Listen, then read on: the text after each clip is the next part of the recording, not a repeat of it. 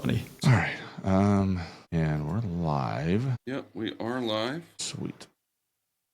So we're usually not like it's we usually don't spend a lot of time kind of interacting with chat, by the way. So it's like, you know, if it seems like we're ignoring it, it just is, you know, we try to, because like Spotify and Apple Podcasts, they don't see all this, so that doesn't work for them. But like, you know, if sometimes somebody will put something in chat that's very topical and like good to mention, so we just kind of keep an eye on it, but we don't really like, it's not like when we stream where it's like, you know, yo, what's up, Blake? Yeah. Exactly. All right. Well, you can hit the jingle whenever you want, and I gotta share. I'm talking instead of sharing. yeah, I'm doing that too. I'm trying to pull it up on my gaming PC so I can see chat. Dang, 18 hours it's been down for. That's crazy for Sony. I'm not going to lie. Dude, it hasn't been that bad since 2011. I saw it. Yeah, I was like, what the heck is going on? Cool. All right, I am good to go. So we will get going. See if it works first time. There we go. Slightly above. Welcome, everybody, to episode 73 of the Slightly Above Average Gaming Podcast. I am JoeWo TV, joined as always by the homie Sub1KD. But today we have a very special guest, the Movement King, the 40-year-old dad slayer himself, JoeWo. What's up, brother? Yo, I'm doing phenomenal, boys. I appreciate you guys having me, man. Thank you guys so much. No, thank you, man. I when you responded to me, I was like, holy shit, all right, let's get it. Bro, You know? I've been a fan of, listen, you guys don't understand. I've been a fan of both y'all's Twitters and stuff all the time. And like, trust me, I was like, the least I could do, bro. Absolutely. Oh, wow. Nice. Awesome, man. We appreciate that. Of Appreciate course. that. Yeah, So how's the week been? It's been great, dude. The weather has been so nice finally in beautiful Charlotte. So it's been great because I'm an avid hater of cold weather. So if it's cold, I'm not going out. So it's been like 70s and it's been great. So and with Sony down, now I've been like, okay, I guess I'll go touch some grass. So Do you have grass this time of year? Yeah, it's a little deader now, but I was like, I'll go outside for once, you know.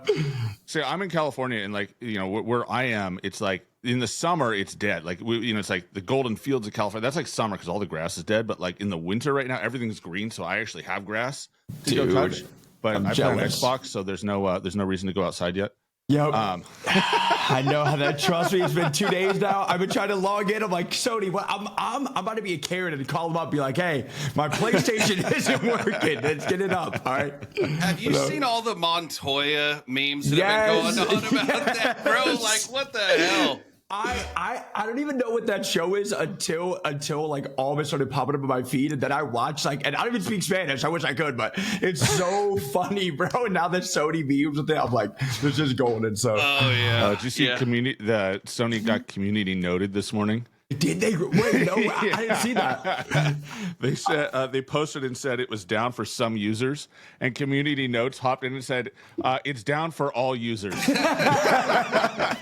That's literally me. That's me. Community notes never misses Ever.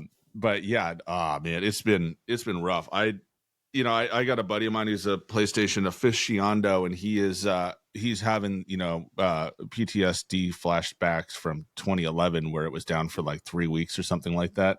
That's great. Wait, 3 weeks? I forget how long. I think so, because they got hacked big time. They had a big hack, so in 2011, and they were down for a long time. Did the Lizard Squad, right? Or was that afterwards? After that? I think that's what it was. Yeah, because it was a big fight over like jailbreaking, right? Like, so like there was a group that wanted to jailbreak the PS3. I think it was, and then Sony didn't like that, so they eventually leveraged their Sony legal team and went after the guy that did it, and this other group of hackers. Like, so he got like in big trouble. Like, I don't remember if he got arrested or he just got in big trouble. Like, ended up in court and everything. Mm-hmm. And so this other group of hackers was like, nah. No. He's not messing with your system. He's just playing with your hardware. You leave him alone. And Sony basically told him no. And so they hijacked Sony network. Like, they took the whole thing down. And then it was a big deal. And they got Sony to cry uncle. Sony backed off. That's crazy. It was bad. And so 3 weeks of no PlayStation Network is crazy. You know what? Don't quote me on that. I think it's 3 weeks. That is but wild. Yeah, it was it was something. And there's a couple of YouTube documentaries about it. And it's amazing to watch. It's so funny. Well, so actually, that wasn't the Lizard Squad, but the Lizard Squad did actually get the Xbox Live and knocked it off over Christmas, bro. Dude, of all times, right? of all times, we're doing Christmas, bro. Like, do like Christmas Valentine's news, Day or bro. something. Like, yeah, right? Do like Valentine's Day because I'm not going outside that day. So do something like that, bro. You know, like force me to go out then. You know, Christmas. Yeah. Come on. Oh, that's great. So you're out there in Charlotte, right? Yep. Enjoying the grass. How is it over there on that half of the country? I'm an avid lover of the East Coast. I've been trying to get everybody from the West Coast to the East Coast because it's great, man. We got good food. We got nice people. There's old people here. It's my favorite. Like, I can go outside. It's people walking their dogs. It's nice. Every time I go to California, I feel like people are just like mad at the world or something. I don't know. But dude, I love it. Here. I love it here, man. It's freaking awesome. So you're in New Digs right now. I'm trying to remember. You said that this is your first house you bought? It is. Congratulations. It is. I appreciate that. I closed on it in September, and I definitely do miss a little bit. Whenever I had like a townhouse or condo or apartment, if stuff broke, it was nice because it just got fixed, right? But now I'm like, with the house, if there's a plumbing issue or the hurricane that came through like destroyed my yard, I'm like, dude, now I got to fix it. I'm like, wait, it doesn't work like that anymore. And I'm like, dang it. So now that kind of stinks. But it's been great though to just like have just a piece of property that's mine and stuff. It's been awesome. Dude, I totally get it. So like you're 28? 27. Okay. Mm-hmm. So when I was 27, we were, let's see here. I had just gotten married and we were living in San Francisco in a 400 square foot studio apartment just outside of downtown. So like I could walk, it was like a 15-minute walk to the Transamerica Pyramid from my house. Wow. And then it was like I could get to there. I worked right next to the Bay Bridge, and so it was, I was a 42nd floor or something like that. I don't remember how tall that building was. It was a great view. And then so right downtown, and then Golden Gate Bridge wasn't hard to get to, so it was a great place. And then we were paying, this was like 2009, 2008, and we were paying like $4,000 a month for no utilities, no parking, nothing, just a little box in the city. And we had a chance to move to a house, pick up a house. It was like a family house, and so we were like, it was 2008, 2009 was a rough year financially, so we jumped at the opportunity. And when you open the door to your first house, and you're like, I am letting all the cold air go out, and I don't care. Yep. There's that first moment where it's like, this is mine. And so, anything you're trying to do, whether it's for like a man cave, a streamer, you could do. You could paint a wall pink if you want to. Like, it doesn't matter now. So it's like so cool to have like something that's actually yours that you can do anything to. So it's been great. Yeah. It's like this office. I built this in the garage. This is just a room in my garage. Really? Yeah. I love that. I love that so much. And so just the ability to do stuff is fun. You just nice. Tweeted about asking for pictures of people's setups and stuff, and I posted a video in there of this one. So where I'm set up used to be an office nook, or like the size of typically like a half bath, and then we had a closet right here to my right. We knocked out this wall and then closed the arch in, which is right back behind me. My wife wanted to close me in because she got tired of hearing me tell kids to get F. So yeah, that's why I'm here. But I've told Sub this a few times. The one thing I screwed up on is we didn't put a return vent for the air. So it's hot as hell in here. I have a fan going right now. But see, like, I'm kind of weird though. I can't lie. Is I cannot game if it's cold. Like, it's probably like 77 in this room right now with all my PCs and stuff on. But I like that because if I have cold hands, I'm getting smoked. So I know I have to have like warm hands, like sweatshirt on. Yep. I'm like locked in. Out here. So I'm in like a steel frame where it's dead of winter. I've got two heaters going. I had to run a separate electrical line to run two heaters because I couldn't. It wasn't holding. And it's only 56 here. Oh, yeah, I'm telling you, I would get smoked. I could never game in cold. There's no way. Yeah, it's cold weather. This is the big problem I have with this setup that I've got is that it's very weather dependent, right? So I've got like this giant steel roll up door right here with like no insulation. So all of my heat in the winter goes that way, Goes right straight out the door. out. And then in the summer, it's like all the heat comes rushing in, and just the door just radiates heat in the summer. That's funny. But I set it up so that like I can actually roll the door up, and so I left the top half of it kind of unfinished, so I can roll the door up in this when the weather's nice, and it's just a real good experience. I love that. I actually can see the grass. I can't touch it from here, but I can see it. I can see it. Yeah. See, I'm the same way right now. It's like 70 out. I'm like, yeah. I mean, from inside, it looks nice. It looks great. So that's the same thing, Yeah, that's good. Well, Joe, this is awesome for you to hop in here with us, man. We really, really appreciate it. And I mean, it's not like anybody needs an introduction to you, but can you tell us, just tell us a little bit about yourself? Like, what was your first Call of Duty, man? My first Call of Duty, I know this is probably crazy to say, but was actually Black Ops 4 and Blackout. That was the first game that's hooked me. That has hooked me forever, like truly. And from then on, man, I've just been a massive fan of just COD in general. But actually, Black Ops 4. Nice. And Blackout was my first BR experience that I ever played. Same. I was the same way. And dude, I say all the time, it's crazy how many people didn't play Blackout and didn't get to truly experience how great that game was. And even now, dude, I see the map and stuff in clips, and I'm like, if only people knew, because then, dude, that's like prime Fortnite. So a lot of people, which obviously, like, I don't blame them for playing prime Fortnite, but a lot of people didn't get to experience it because zero crossplay, paid game, stuff like that. But that game was so good, man. Well, so this game right now, one of the loading screens, because it's Treyarch, is actually the tower and the grass, and it's like, you're freaking taunting me, bro. Like, I tear up a little bit every time I see that. Yep, that's the exact what I have right now. That's the exact screen I have, and every time I see it, I'm like, dude, that's amazing. And people will ask in chat, like, dude, that's a cool loading screen. I'm like, yeah, it's from Blackout, and they're like, what is that? I'm like, ban that guy, ban that guy. I'm like, no. Oh, that's great. Yeah, so I'm one of those ones. I never played Blackout when it was in game because I skipped that whole generation, the whole like jetpack era, and came back to COD. I left during Advanced Warfare because that game, I just hated it, and then came back for 2019. But this SOB down here was telling me all about how Black Ops is great, and so between Warzone 2 ending and before it launched on Warzone 3, or Modern Warfare 3 launched. I actually went out and bought Blackout, or Call of Duty. What is it? Called Black Ops 4. Black Ops 4. Mm-hmm. I can't talk this morning. I bought Black Ops 4 and I played it because, I'm tired of hearing how great it was. And it's one of those things of like, I wasn't a BR, Warzone's my first BR. Uh-huh. Like that was my first BR. I've played Call of Duty all the way back to Call of Duty 1.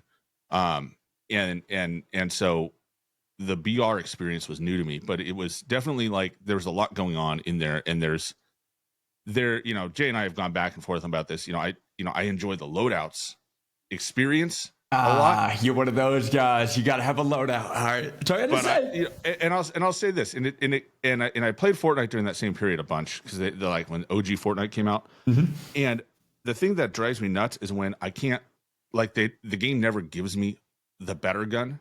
And so I lost so many 1v1s at the end because I had a shitty gun. Yep. And somebody else had like the purple or orange one. And it was like, you can't fight that, right? Like, yep. It's like, how do you fight that? If you could probably fight that. I'm too old to fight that. No, but but also in your defense, you played like now. It's insane because way back then I say, but it was way more 6 years ago. That's 6 years ago.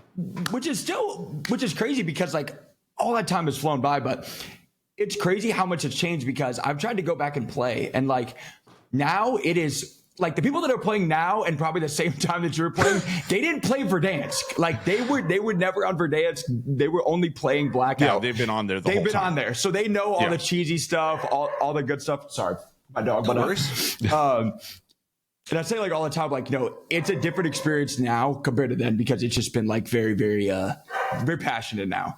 Well, I'll bet. Yeah. And but it was funny. I got super ticked off. The last game that I played, I was playing with a squad. We were doing well. We were rolling through the map. And then I get yoinked out of a vehicle somehow. And I'm like, I have no idea what just happened. I'm in the vehicle cooling, and then I'm on the ground and like getting teabagged. I'm like, what just happened? Yep. And somebody pointed out, oh, he hit you with a grapple hook. I'm like, what's a grapple hook? What is a grapple? I'm telling you, it is the people out there now. It's crazy because I tried to play it. Like I tried. I was like, I'm going to try again. I wish I was joking. There was Facebook groups of people that still play the game and like post like, yo, like 7 p.m. all of us are playing. I had groups posting my stream being like, stream snipe this guy to like gatekeep the game. I'm like, dude, I started on this game. I'm like, I played this game more than you guys played this game. I'm like, you can't gatekeep something I've already done. Like, it was so funny. And it was like great. Quads. Like I was trying to like play quads. There was like 8-man teams running at me. I'm like, wait, something's now. I was like, wait, something's not right. So, there's passionate blackout players for sure. Dude, that game was amazing. Like I would literally, Joe, I would never play anything else. I would delete everything off of my system if we could get a blackout experience BR right now. I would delete it. Gone. I'd never play anything else. I say the same thing. I'm on the same train. I just think at how far the game is just like now is people, if they didn't have like a buy station, a gulag, loadouts, I feel like people would not play the game. But I'm with you. If they did a blackout 2, I would be hooked forever, even the OG one. But I just think that now so many people haven't ever played it. So it would just be such like a different game that people just would not play blackout and be like, what the heck is this VR? Probably not, yeah. I wonder if people, though, would be drawn from Fortnite more because, Fortnite and Apex are both like that. Yeah. So it would probably stick it to the main Warzone community, but it would probably, like, be more appealing to some of those players, I think. But let me point out, too, though, it's not like Fortnite as far as the color-coded weapons. You loot for attachments and stuff. So, on the drop, it's weapon v weapon, and I didn't feel like the attachments made too much of a difference. You know what I mean? Like early on. True. I would say they had some pretty broken stuff. Like from the very start of the game, they had those what's those stuns called? Nine bangs. And they were basically like a triple concussion that would go off, and you were there was nothing you could do. You were frozen. That was when you broke this. Yeah. Oh yeah. They were crazy. They had those, and then the crazy broken armor too. That was kind of like a little cheesy, but I'm telling you, that game. People don't understand how I played that game like prime college me. All my friends were like, bro, we're going out to this party. I'm like, yo, y'all can go. I'll be here streaming. I'll be here gaming, but I can pick you all up from the party. Y'all let me know, but I'll be here gaming. Like that's the game that hooked me. Nice. Does it feel like it has a slower pace than Warzone is at right now? I would say yes, because you have to value your life, which is the most important thing.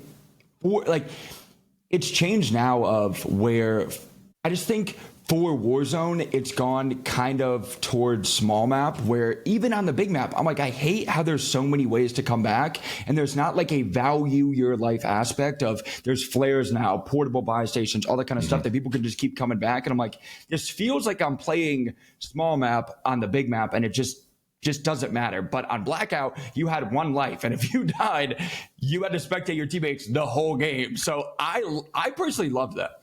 Yeah, me too.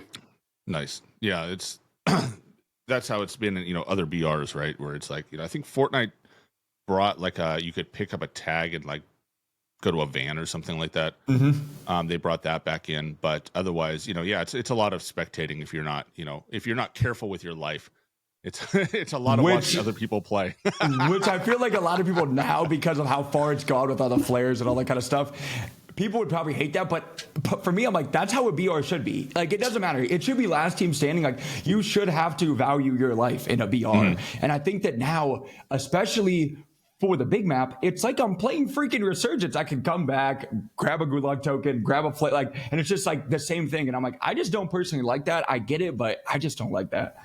Joe, I set a PR last week. 8 deaths in a game. of Big Cat BR. And the funny thing is 2 days ago I had a match in multiplayer where I went 25-5. Of fucking like, how do I have less deaths in multiplayer than I had in a BR? I don't understand that. Trust me, there's times where I'm playing solo quads and it's like 7-8 kills and all my kills are from the gulag. Like I'll just come back, get money in the gulag token. Yeah. But it's good and bad because I'm like, okay, that should be for small map. Like that should be the mode for where it's just like spawn back. But for the big map, I just don't think that's right because it should be like you value your life. Like in my opinion, that's how it should be. But trust me, I've been in that blender too many times. I'm like, nice, I have 10 kills. That's all from the gulag. So, Yeah. They've really messed with the whole BR genre. I think Warzone upset that whole balance in a way that the BR purists, right? Not a huge fan of it.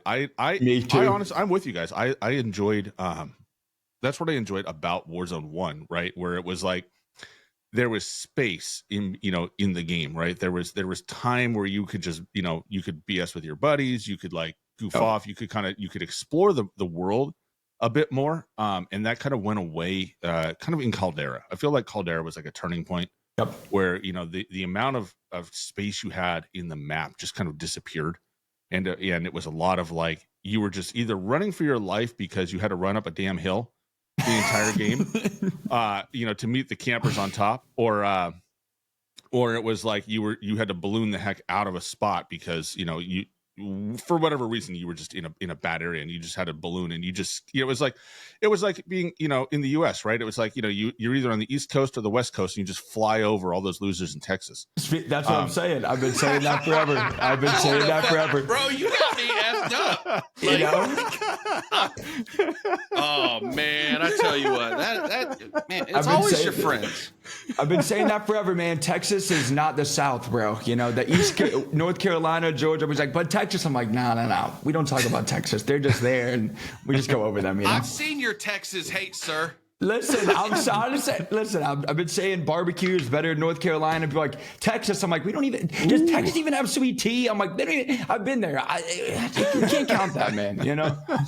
We got better tacos than y'all. I'll tell you that. Yeah, that's probably true. I don't know. Texas tacos versus California tacos. You get down to Southern California, man. That's gonna be tough to. You get down to San Diego, man. There's some tacos where it's like that cow was living in Mexico that morning. So. I want to circle back to something Sub just said and also mention something that I did see in chat here.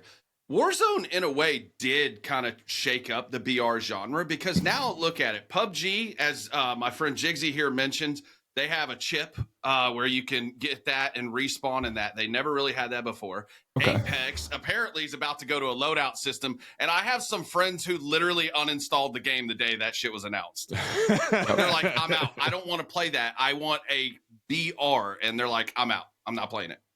And I agree too. It's because now it's gotten to a point where every single game, especially for the big map in a lot of games, it's like you don't have to value your life. Even in Verdansk, you had a lot of time to loot because people knew they have one life, one gulag, and then set buy stations, and that's it. There's no planes flying around like Caldera where you're running from those. There's no portable buys, all that kind of stuff. And that's how it should be, in my opinion, where you have to play as a team. You have to be smart. Now I can play like a meathead half the game, knowing that I can just keep coming back instead of okay, I should not push this team, knowing that I just have one life and one gulag. And then most likely up to that point, I still have very good loot, self-res, precisions, all that kind of stuff. And then knowing if I die there, I have to come back and I don't have anything. And I think it's changed so much that I don't like is that you don't have to play it like a BR nowadays.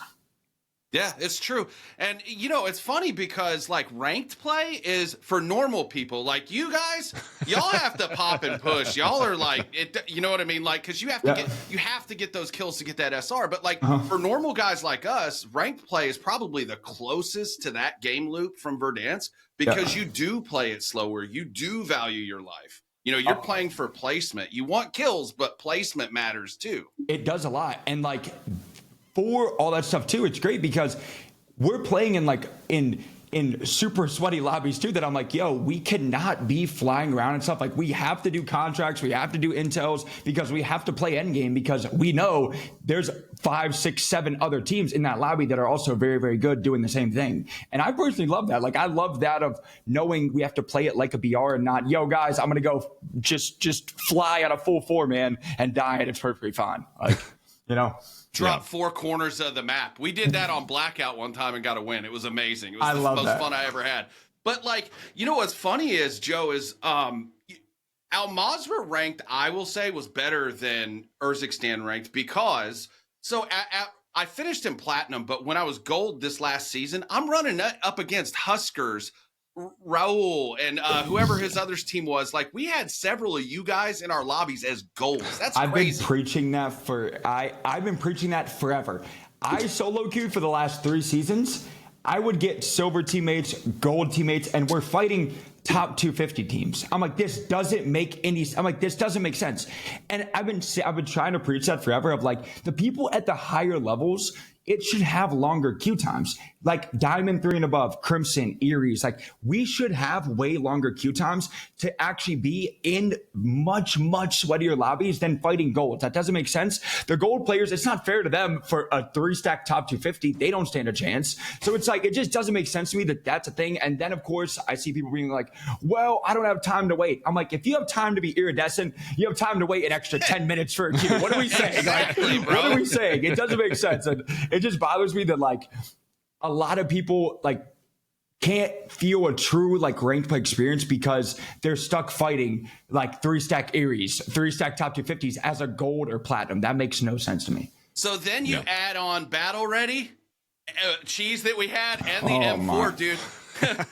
Going up against guys like y'all, man, forget it. I stopped playing ranked for like 3 weeks while Battle Ready was a thing. Well, and trust me, I don't blame you, but it would just blow my mind because I'm solo queuing. Half the time, all my teammates have no mics or they're like comms banned. So then I'm like trying to get content out of it, and then just fighting 3 stacks with Battle Ready, instantly flying on us. I'm like, yeah, this is it. But it's just crazy to me that that's even a thing of anybody that says like, oh, I don't have time, or like, oh, I'm like, dude, you're top 250. You have time to wait. And in my opinion, it's way better content because you can see people in pubs fight gold players. I would personally choose like all top 250 lobbies, Eries, Crimsons. That's way better content in general than fighting gold players and just flying around the map. It should be like strategy, BR, good players, the best against the best, but instead it's a 3-stack top 250 against golds or platinums. It doesn't make sense. Yeah, and it's one of the weird things about that they're doing with the rank that, you know, I don't understand. I mean, look, you know, from my point of view, the lobbies are, you know, pubs are ranked. It doesn't matter. They're sweaty as hell these days, right? Yep. But like, yeah, so Warzone has not worked for me for whatever reason. I think it's because of how their anti VPN 2-boxing stuff forced a routing for my internet in a weird way. And so it was like, Warzone for me has been like between 7 and 30% packet loss every single match, which is really entertaining to play. You know, it's like, it's like one of those flip books, right? You know, it's just, let's see how this goes. Oh, look, the ground is now above me. I'm dead. Okay. But like, you know, I hopped into a ranked match with a buddy of mine and his friend, and I'm like, well, you know, I hope you guys like sacrificing SR. But, you know, as a bronze 3, I ended up against Crimson, Eerie, and a top 250 guy in 3 games. I was just like, this should never happen. Like, this shouldn't be possible. I don't care about pubs like that. Like, if I run into you guys once in a while, fine. I'll take my L and like, move on. It was it was ridiculous. And trust me, I've been preaching that forever of anybody that's like, I would say like Diamond 3 and above should have a little bit of a longer queue time. Of course, it's not going to be 30 minutes, but you can look at other games that have good ranked play systems. They have longer queue times for like the top of the top. And that's how it should be.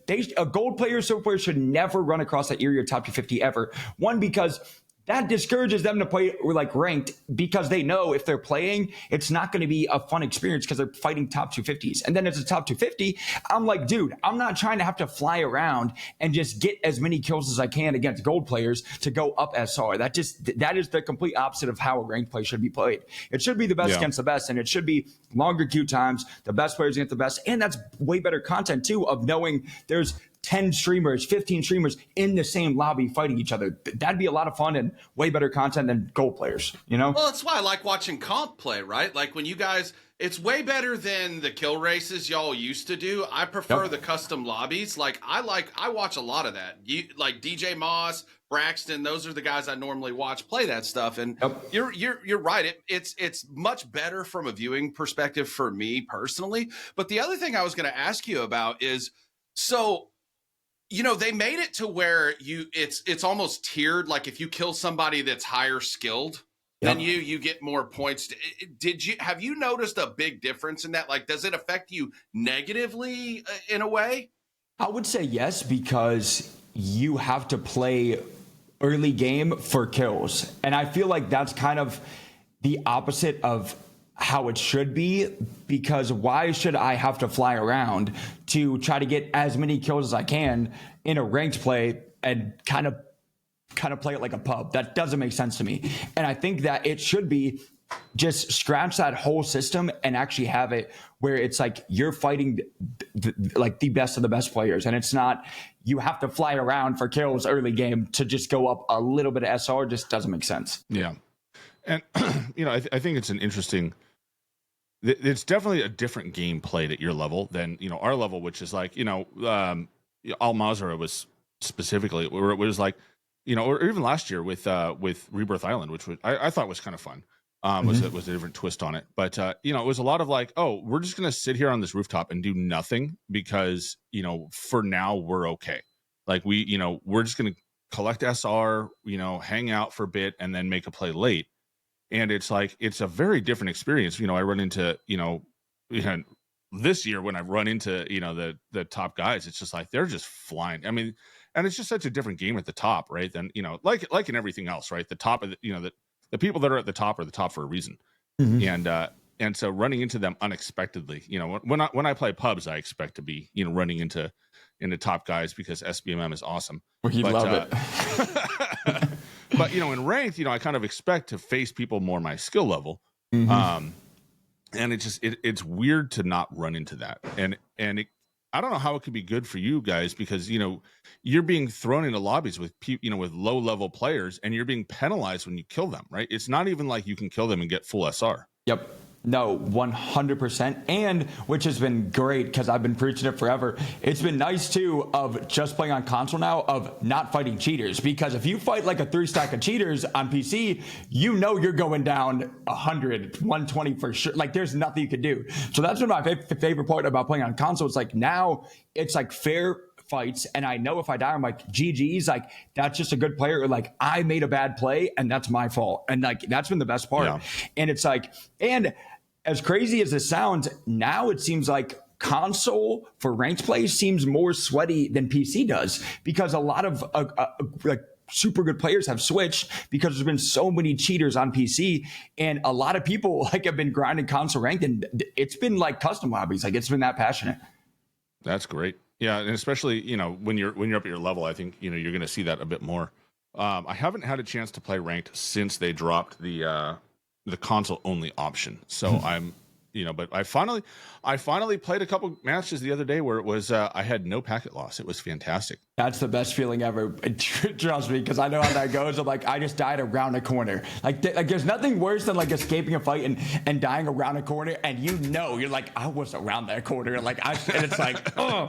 But no, it's been like the most fun and like the most passionate I've been about the game in a long time, just because there's nothing like fighting a cheater in ranked play and dying and knowing you're going down. And two, it's just like, it's a much even, or a much more even playing field for a lot of people than like, oh, he's got a 50-90, like that's not fair. And it's just, it plays super, super smooth. And I played on console for a long time, and and I've been trying to preach people like PlayStation 5 at least plays the game so smooth, and people are like, you're lying. I'm like, just wait. And then they finally drop this, and a lot of people switch, and they're like, wait, console's nice. I'm like, I've been trying to tell you forever. Yeah, like, it's not the old days of console, because so I played Warzone, all of Warzone 1 I played on Xbox. Okay. And so it was, 80 FOV was awesome. Yeah, I could not imagine fighting a PC player on 80 FOV, and you're like, I didn't even see that guy. Like, yeah, because he was over here and you couldn't see him. Well, we got you over here, crackhead. That's like you got the fucking zoomies in the room, bro. Like, right? It's like, yeah, hold up. It's like, where'd he go? Where'd who go? Exactly, bro. Exactly. But yeah, it's great to have like Warzone 2, for all of its faults, I will say, from a console player. So I didn't buy a PC. I didn't game on a PC until partway through last year. So MW3. So I played. I grew up on PC games, and then when I was in college, I was like, this is a lot of money to just keep up with it. I'll just stick with Xbox 360. Yep. But the fun part of the game was just was being able to play all that and having Verdansk feel a certain way was crazy. It wasn't until probably into Cold War that I realized how much of a difference there was on PC. Like, that was just foreign to me. Yep. That it was that different. And so it was night and day then. And I feel like it drove a big wedge into the community where it was like, you didn't understand how disadvantaged you were until you realized how disadvantaged you were. 100%. And how much did you feel that? Because I know I've watched a lot of players like Expel and Iceman Isaac, where they talk about tutorials, and it's like they're playing, they're demonstrating this stuff at 120, and it was like the feeling at 120 versus the feeling at 80 was so different, right? I remember how many times that I was like, the gun doesn't look like that, it doesn't feel like that to me, and I don't know why. Yep. Like, how were you on the receiving end of that a lot? Oh, a ton, because so many fights, like, I could instantly tell that a person did not see me on their screen, because there's a big difference, like you said, in playing. It's basically like just straight tunnel vision compared to like 120 FOV looks so much different. And there's times where I would be flying on somebody and I knew instantly, I'm like, they don't see me. I'm like, I know they don't see me, because it's such a difference. And on top of that, it's like, I would see comments all the time like, your gun has no recoil. I'm like, well, you're most likely on a console where you can't zoom out. And it looks like that for you because you're so zoomed in. And it's like, it's so hard to explain, because if they've never played then on like 120 FOV, I'm like, it's a different game. Yeah. And J God had that video with the AMAX not too long ago, and he was like, this is the gun that everybody said was like a high skilled gun. And it was like, well, yeah, if you're on PC, you're not going to have the same kind of recoil that I had on my Xbox One. And was still able to use that gun. You know what I mean? But that was essentially why when they said they were not giving us FOV on console, I was like, screw this. I'm buying a PC. I'm out. I'm done. Well, well, I'm so glad that they like finally changed that. And it's been like months now that I've been preaching. I'm like, trust me, PlayStation 5 and the PlayStation 5 Pro plays the game probably smoother than a lot of people's PCs now. And like, I'm set. I'm like, I'm playing this whole season ranked only on console. It's actually been a blast.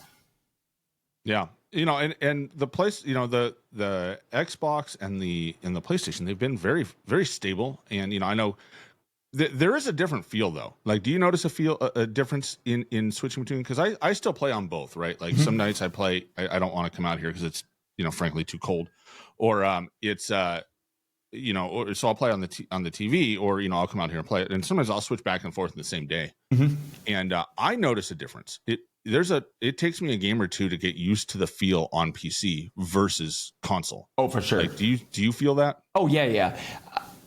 I would say that it took me probably like a good day to like fully like change over. But then like now I'm like, dude, now it just feels like perfectly smooth. And I'm like, I'm not switching back for a while. No. Nice. Do you think that the ranked system should be split though? Like, console ranked versus, like the leaderboards and stuff like that? I don't think so, because as crazy as it sounds, like I said, is console ranked now, I feel like it's more sweaty than PC ranked. And it's been insane of like where there's times where it feels like I'm playing a custom on console only, which I personally love that because that's content and it's fun. And there's like, Joe, there's like 10 other streamers in this game. Like, this is amazing. But I think it should be the same thing because one, COD can't fix their servers. COD can't fix rank play. I'm like, I don't have faith in them to split a whole PC versus console rank, Well, the combat record hasn't been right since Warzone 2 anyway. Like, do you remember, like, at the end of that, dude, it was counting a third of your kills and all of your deaths, dude. I'm like, what the hell? Dude, that... And then all the stats, there's like 170 guns in the game, which is a whole nother topic that I'm like, what are we doing?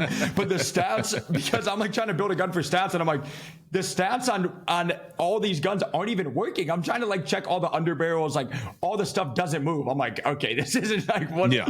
So yes, yeah, and then it's sure like you go into good, but you go into True Game Data, and it's like, oh, they do something totally different, and then SYM would go in and find out that they do extra stuff that they're not even telling us they're supposed to do. Right? It's like it doesn't make any sense. It's a mess. It's a mess. 100%. Yeah, it's really, I don't know. The state of Call of Duty is in a really weird spot, and I know we kind of earmarked this for later in the conversation, but. It's just such a weird space that we're in right now. And I don't know if we've been in a weirder space than maybe since Advanced Warfare, like Ghosts era. Well, I think it's crazy though, because is how many people now, even still, don't know that Verdansk is coming back. Like, people still to this day don't know that. And I'm like, please. And it's been like weeks now. I put money on. I'm like, listen, if Activision doesn't put a Verdansk trailer, like the OG Verdansk trailers, all the cool season ones, those were like the coolest marketing pieces ever. I'm like, if they don't do one for the Super Bowl tomorrow, they fumble the bag. Because I have people ask like, wait, Verdansk is coming back? I'm like, yeah, like, didn't you see? They're like, no. Like, people still don't know. And I'm like, dude, if they don't do a Super Bowl commercial, like, we know COD has the money for it. I'm like, if they don't have a sick trailer for Verdansk coming back, they fumbled. Because people still ask, like, wait, it's coming back? I'm like, oh, yeah. Yeah. Like. I don't think people realize just how casual players can be. Like, I say this all the time. Really legitimately casual. Like, so, and I was one of them for the longest time, right? Like, it was in Cold War when I discovered JGOD. And I realized that the guns change over time. Yeah. Like, I ran the M4 from day one, and I built it because, I built it from parts that I own on my AR-15, so it looked like, the one that I use. So it's like, because it looked cool, right? Like, I picked the stuff that looked cool. And really it didn't make like, it didn't click that they are changing guns over time. And I think part of it was an infrequent amount of patches that we had. Like, we didn't have a lot of updates, back in the day, right? Like, they would go like a month or more before, between messing with stuff. And that was like Infinity Ward style at the time. Oh, trust me. Trust me. In Blackout, frags were insane forever. Like they didn't nerf anything. So there was times where, dude, the Mog was like a 2-tap, and it's like it's always gonna be a 2. So it's like but it's true though. It's like most people don't understand how casual the game is. Of like, people aren't going through especially this last patch notes, pages on pages of patch notes. People aren't going to go through that. So people don't even know they exist. They had to put it in the game. Like, they had to put the patch notes as a pop-up in the game, so you have to click away from them because people didn't even know they existed, right? It's like, and when Warzone dropped, like, so it was like I played I was a big sports game player before this. Like, my main was NHL, was the NHL series, and I played the Chell the Chell mode with a group. Like, we were super competitive in that, but it was like in Call of Duty, it was something that I just hopped in and played from time to time, between matches, between games, or when I wanted, a little break from that grind. And I was playing like 4 other games at the same time. And then it was like in 2019, really took off, and Warzone dropped and kind of changed that, and the amount that everybody played it, because, pandemic, that whole story. And everybody was playing it. It was a lot of fun. But it still didn't I didn't spend time outside of the game, like, doing much with the game. Like, I didn't I wasn't in the Reddit. I wasn't in the, on a Facebook page. Definitely, I wasn't even on Twitter at the time.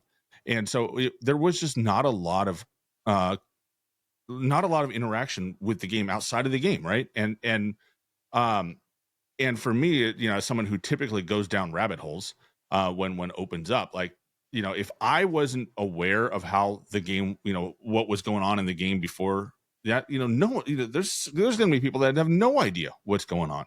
But also, they're not going to watch Next. They don't watch streamers. They don't watch, they're not in Reddit. They're not on, maybe they're on Facebook, maybe not. But like, but also a ton of people that don't know Verdansk is coming.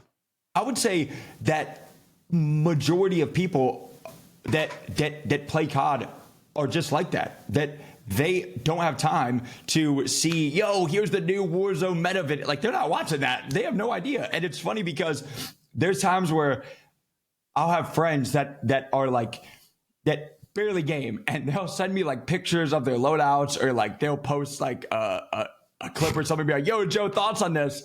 And I'll be looking at their loadout. I'm like, bro, is that a random loadout generator? Like, what is that? But like for them, I've picked up some of their loadouts before. Yeah, and it's like, what are we using, fellas? But it's like, it's so funny because that's how most people are. Like, they're not going through pages of patch notes, and I don't blame them. It's like, and for them too, which how crazy strict skill-based matchmaking is.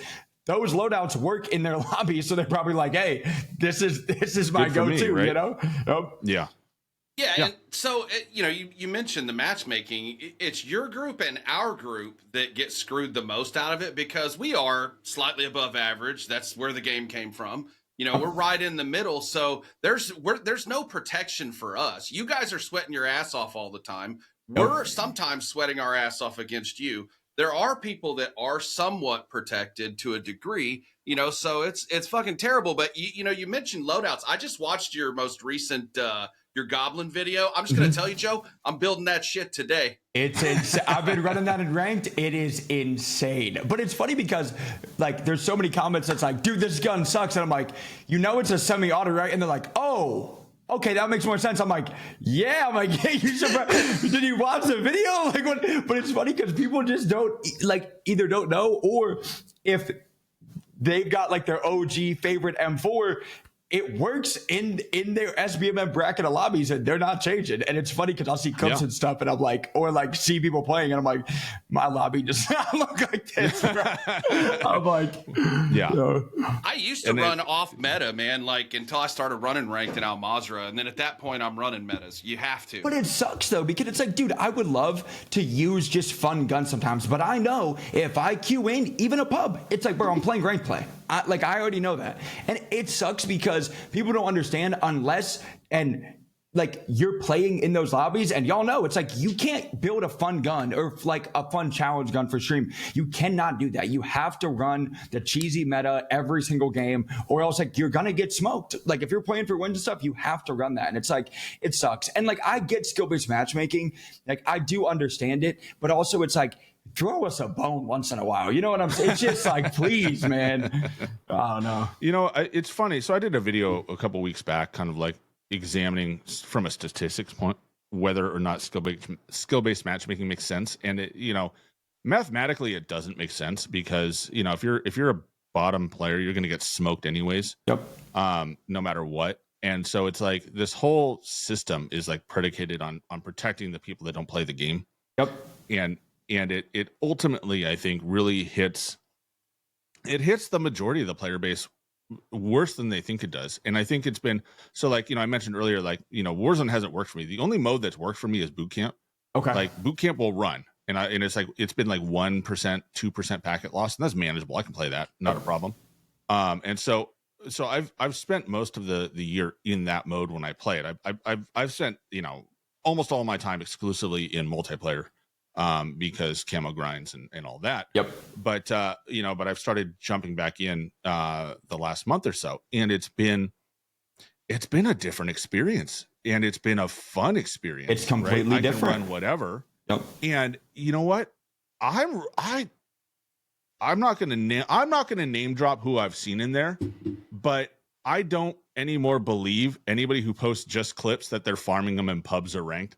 Like I think I've guest starred in some clips that have been out there, and I'm like, wait a minute. Trust me, You're out here having fun. Yeah, hold on. I know. I know because I've had people be like, Joe, trust me, just try to. I would go in, and I say this all the time. I'm like, people don't understand. It's like they say, dude, COD is so sweaty now. Warzone's so sweaty. I'm like, yes, for us it is, but you don't understand. There's a protected group of players that they play a different game. Their game experience is completely different. And I'm not saying that's a good or bad thing, but I just think of on their argument of like, Joe, I'm not trying to fight you every game. I'm like, you don't like, I'm not trying to brag at all, but I'm like, the odds that you would fight a caliber player of myself, and I'm not trying to be like, I'm the best in the world. No, I'm just saying, is the odds that you would fight me every game. I'm a 0.00001% player. You're not going to be fighting that if there's no SBMM. And people that's like, back in my day, COD was way better. And I'm like, you mean back in your day of no SBMM? They're like, oh, no, just, and I'm like, well, that's what back then when the OG CODs, that's how it was. So is that what you're saying? No, I don't mean it like that. I'm saying the game. I'm like, yeah, so now, but people don't understand. It's like when you're playing in high SPMM lobbies, I would love to use fun guns, but you cannot. It is impossible to do it. And I'm like, it just, again, I get it, but it's also like you're trying to protect a group of players that either way are getting smoked. You're right, either way. So it's like having and there's ways around it where good players are getting in those lobbies anyway. So it's like, it doesn't make sense to me. And it's one of those things of like, when you look at the number, like on its surface, right? Like when you sit down and you logically describe SBMM, and I have, Jay and I have talked about this endlessly, and, many episodes we've gone into it. And, so I went at it and I said, I'm going to prove it. I'm going to prove that we need SBMM, and SBMM is good for the majority of players. And it's just, the top X percent, like you that get, that unfortunately have to carry the bag because you can, right? And everybody else has to have a good game. Mm-hmm. And so I went through and I designed statistical models. I did all this nerd stuff and ended up disproving my point, right? like at the end of the day, when you look at the experience that 80 to 90% of the players are going to have, it's like, if you're if you stay a bottom 10 to 20% player, like if you can't get above like a 0.3 or 0.4 KD, like that's just your life. Like you're just, and you might be totally okay with that. You play 2 hours a month, and it's not a big deal. And like you're just in it to vibe with your homies like once in a while, like that's totally fine. And you know what, I think a mode like boot camp is perfect for you. Yep. Like when you want to play that, right? Like I and then everybody else just throw everybody in the mix, because when you actually take away and you restrict it, the model like turns it on its head, and you go from like I would see somebody not even of your caliber, somebody of like a 1% caliber, which 1% is like a 1.6 or like that, or like it's not an unreasonable number. Yeah. It's like a 2.0 or something like that. I don't remember off the top of my head, but it's not an unreasonable number, right? And if according to Twitter, everybody should be at that point. So, but it's like you go from seeing them maybe one of those players, you see one of those players maybe once every 6 or 7 games. Yep. Like in the lobby goes to seeing one almost every game. Yep.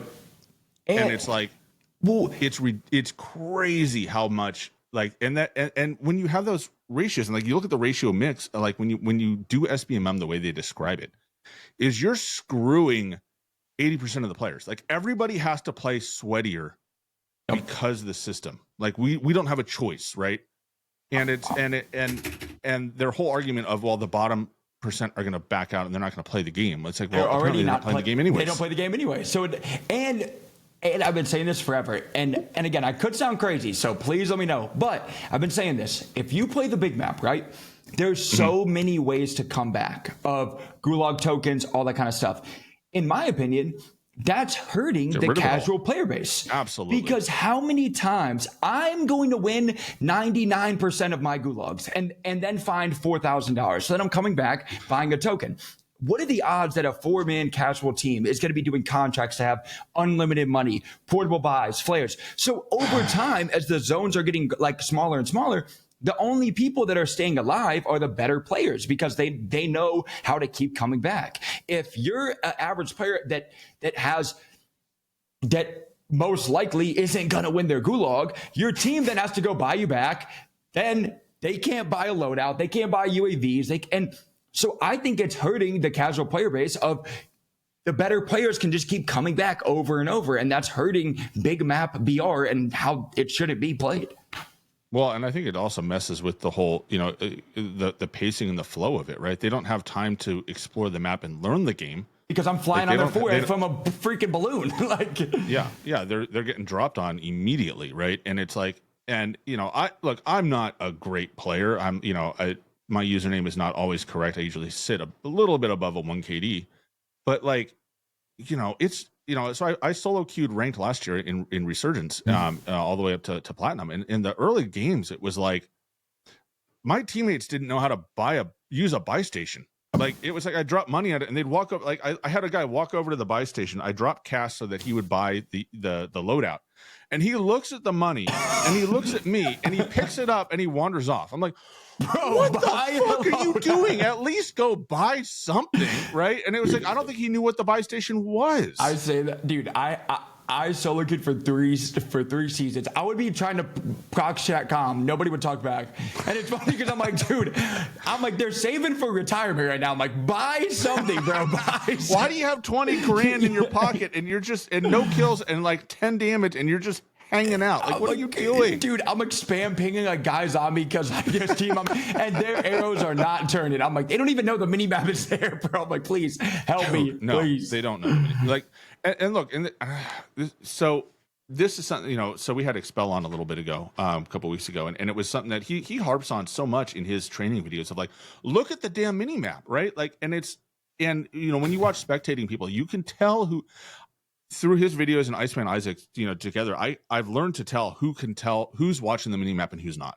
Oh, like I can tell when my teammates don't know where the mini map is and they don't use it. Dude, I see comments all day, every day. I sit like 6 inches from my monitor, and like people are like, "What monitor is he looking at?" I'm like, "Bro, there's times where I spend half the match looking at my mini map because it gives you more information than what is on your screen." I'm like, it shows me who's shooting, the floor they're on, the level they're on, where people are fighting, rotation, and I'm like, you don't understand that gives you more information than at times everything that's in front of you. People are like, what monitors are you looking at? I'm like, bro, I'm looking at my mini map. It's the most important thing ever.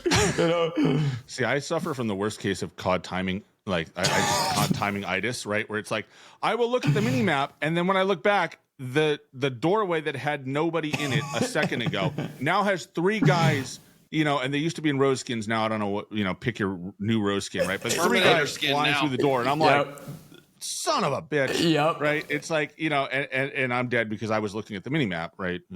But that's a me issue usually. That's how it goes with my timing. Won't look at it. And I tell them to look at the fucking mini map too. And they're like, screw that mini map. And I'm like, dude, somebody's shooting it. All of my guns are unsuppressed. So if I shoot, you know exactly where I am and what floor I'm on. I'm like, dude, it's funny because I'm like, bro, I'll shoot an unsuppressed weapon. And I know because there's somebody that like runs out, like just put like beelines. And I'm like, they didn't even know that I was on high ground and just sold their team because they just overextended not knowing that I'm above them. And they could have just seen that if they look at their mini map, You know what I think ruined the ability for people to learn the mini map existed in the early days of Warzone? What's that? Is the heartbeat sensor. Yeah, I think the early version of the heart, and look, I was one of them. I will carry the bag of like I was the worst. Like I was the guy, like me and my teammate, like we played it very like serious and very tactical, right? He's like, Tango, Tango at 3 o'clock, 120, But advancing, but- right? Playing like that. like- Like that was our style. but And that's like, okay. you know, we had what 20, 30 wins like that, and we had fun. But I love that you could do that. I'm so sorry Yeah. to cut you off. I hate that now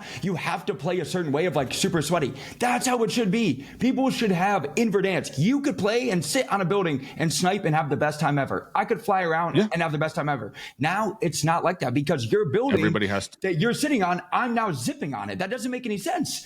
I've been preaching forever like Verdansk has to be like it was. You should be able to do that. Have down your mesh mines or spring mines and have a blast of their sniping. And there's nothing I can do about it except probably die to you and go up the stairs how it was. It's not right for you to play. I could stack, like, you know, my teammates, we could stack 8 claymores on top of each other in front of the zip and ATC, right? Yep, that's how. Sorry to cut you off, but when I've been saying that, I'm like, dude, people don't understand. Like, that's how people should have fun in their kind of way of. Yes, I'm at the time I might not like it and be like they're rats, but guess what? They're probably having the best time, in my opinion, as rats ever. So you know what I'm saying? That's how it should be. But it just all right. Sorry, but yeah, sorry. Go ahead. No, I mean, you're right, and it's just one of those things where, you know, for me the heartbeat sensor, it was like there were like 3 of us, and we'd all have a heartbeat sensor, and like we'd sit there and be like, you know, the first guy would be like, I don't see a heartbeat sensor, and then like the rest of us would be like, yeah, I confirm, I don't see anything either. Yeah, like, and that was just how we played, right? Yep. But you know, when you have a tool like that, you don't need the mini map. Yep. Right, That's because true. it was a tactical equipment, right? So you got it with your loadout, like you picked it up and you always had it. You know, now it's like, you know, you have to make choices, which I think is great. I think that's a really good way of handling it. The way it's handled right now, it's got a battery, so you only have so many uses on it. It takes up your tactical spot, so you can't carry ammo or armor or anything else in that spot, and it has. You know, its range is a little bit more limited. I mean, that thing used to reach forever, but it was definitely like. I see now that it was a huge crutch at the time, and it was one of those things that for me it was a hard thing to break. Where, you know, when I started diving more into the game, I spent a lot more time, you know, kind of learning how to use other things, and I eventually switched it out for stims, and loved that. You know, got to love that better. Even though ADFOV really limited how much fun I could have with them. Yep. But but you know, but the mini map wasn't as necessary, right? Like I could look at it in a quiet moment in the game just to see if there's any pings around me, but it was like the heartbeat sensor is what really gave me the information that I used, right? It was all heartbeat sensor versus, you know, relying on the mini map. And I think I'm assuming that for a lot of folks, like that started in the old days, the heartbeat sensor was the thing to use. For sure.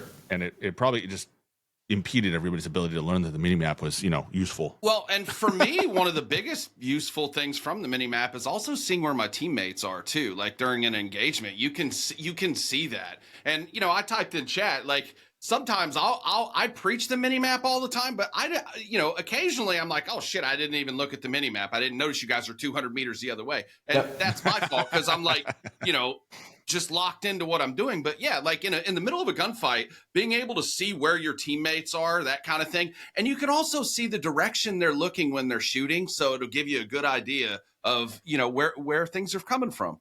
100%. And it's so important that it's just so crazy how a lot of people even now just don't even know how important it is and how much information is on your map. I preach that all the time.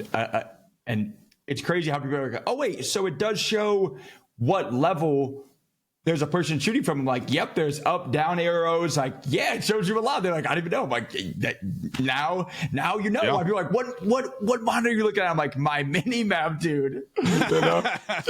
So well, you know, to be honest, it's one of those things that I kind of have avoided advanced UAVs, especially if I'm in a tight quarters, if I know I'm going to be in a gunfight, because it never gave you the up or down, right? So you even though you had directional, which was great, like not knowing if they're above you or below you, I thought was a bigger negative, you know, even, you know, especially after they nerfed Ghost and people didn't run it as much. Well, they finally just changed that, which is nice because I'm so glad they did that because again, yeah, it's like, yes, there's a full 3 team in this building, but I have no idea if they're on the top floor, bottom floor. I have no clue. And that was like the most annoying thing about a full advance. And I'm like, this isn't helping me at all as if I'm trying to fly and fight somebody, you know?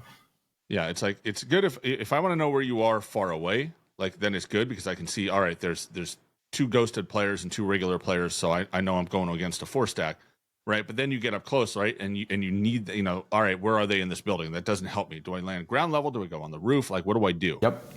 And so I think that change is a huge change, and I really have I've enjoyed it. I think that's been a huge benefit to the advanced UAV. I'm more inclined to try and get the team to pop one, versus just having three, a continuous 3 UAV cycle, which I think was, to me, was more valuable at the time. But I just hope whenever, which I'm assuming it'll be season 3, if I'm guessing, but I just hope when they drop Verdansk, they just make the game more simple. I feel like now it's more complicated than it used to be, which is a good thing, but also a bad thing, because I think there's going to be hundreds of thousands, millions of people coming back to play the game they haven't played in a long time. And now there's Gunfighter, Overkill, Bandolier, Vest, like all the stuff that, like, for a person that's just coming back, it's just going to be like, what the heck is going on? Like, yeah. Lucky tweeted last week. He was like, man, these people coming back that haven't been playing, they're not going to have anything. Yep. No perks, no guns, loadouts. nothing. Yep. I agree. And I've been saying forever too, because I've said, I'm like, please do not put any balloons on the map. Please. There cannot be any, which is probably a hot take, but if there's a team that is coming back from not playing COD for years and they're snipers on a building downtown, do I hate that? Absolutely. But it is not fair for them to then get zipped on, because they used to play just like that, but they never had me flying on their forehead ever, So I'm saying, like, do not do zips, make cars better, make it how it was. Like, that's how it has to be, because if not, I think it'll be a very short period of truly bringing back players. Well, I think the problem, we kind of touched on it. Like, the BR itself is just not, I don't feel like it's in a good spot, right? Like, now that I can finally play, I'm running into all kinds of technical problems. Yep. It's like I've had multiple gulags where it's like, I'm in a firefight. I'm in a good firefight, right? It's not like, one of us got smoked by somebody camping a box. It was like, we're running around, we're gunning at each other. We're both like 1 each, we're both pretty close to getting cooked here. But we're hanging on and we're making a thing of it. And then all of a sudden it's like, boom, gulag is over. We're both we're both staring at each other, like moving, like we're both in the game. It's not like he DQ'd, or DC, like we're both there. And it's like, now I'm going back into the game. Like, what just happened? Yep. Like, what the hell was that? Like, we're, come on, let me ride or die on this. Well, that, which like so funny. So many issues that have to stop. They had it where we had a 2v2 gulag with a jailer in Warzone 2. Like, who thought of that? I gotta know. It's like stuff like that cannot. That's insane. That's insane. But it's like, I didn't love the jailer. I thought that was kind of a weird thing, but I loved the. I've hated the flag in the gulag for a long time. Yep. Because the flag was so, it was such a cheesy way to win the gulag. Yep. Like, I hate it. I like the zip better. We have the zip now. Yep. I think that's actually a really good improvement over that. But the 2v2 gulags, especially with pistols only, were really fun. I had a lot of fun in that mode because prox chat was a thing. You could talk to the other players. Like, the number of times it'd be like, we're going to go for the jailer. We're going to go for the jailer, right? And we get everybody to agree, and then you shoot them in the back, and right? And then you shoot the other guys, yep. Yeah, and it's like, and then then it's just all the words get said, and it's a firefight, and everybody's having fun, right? And it's like, it was a non-serious, fun addition to the game, I thought.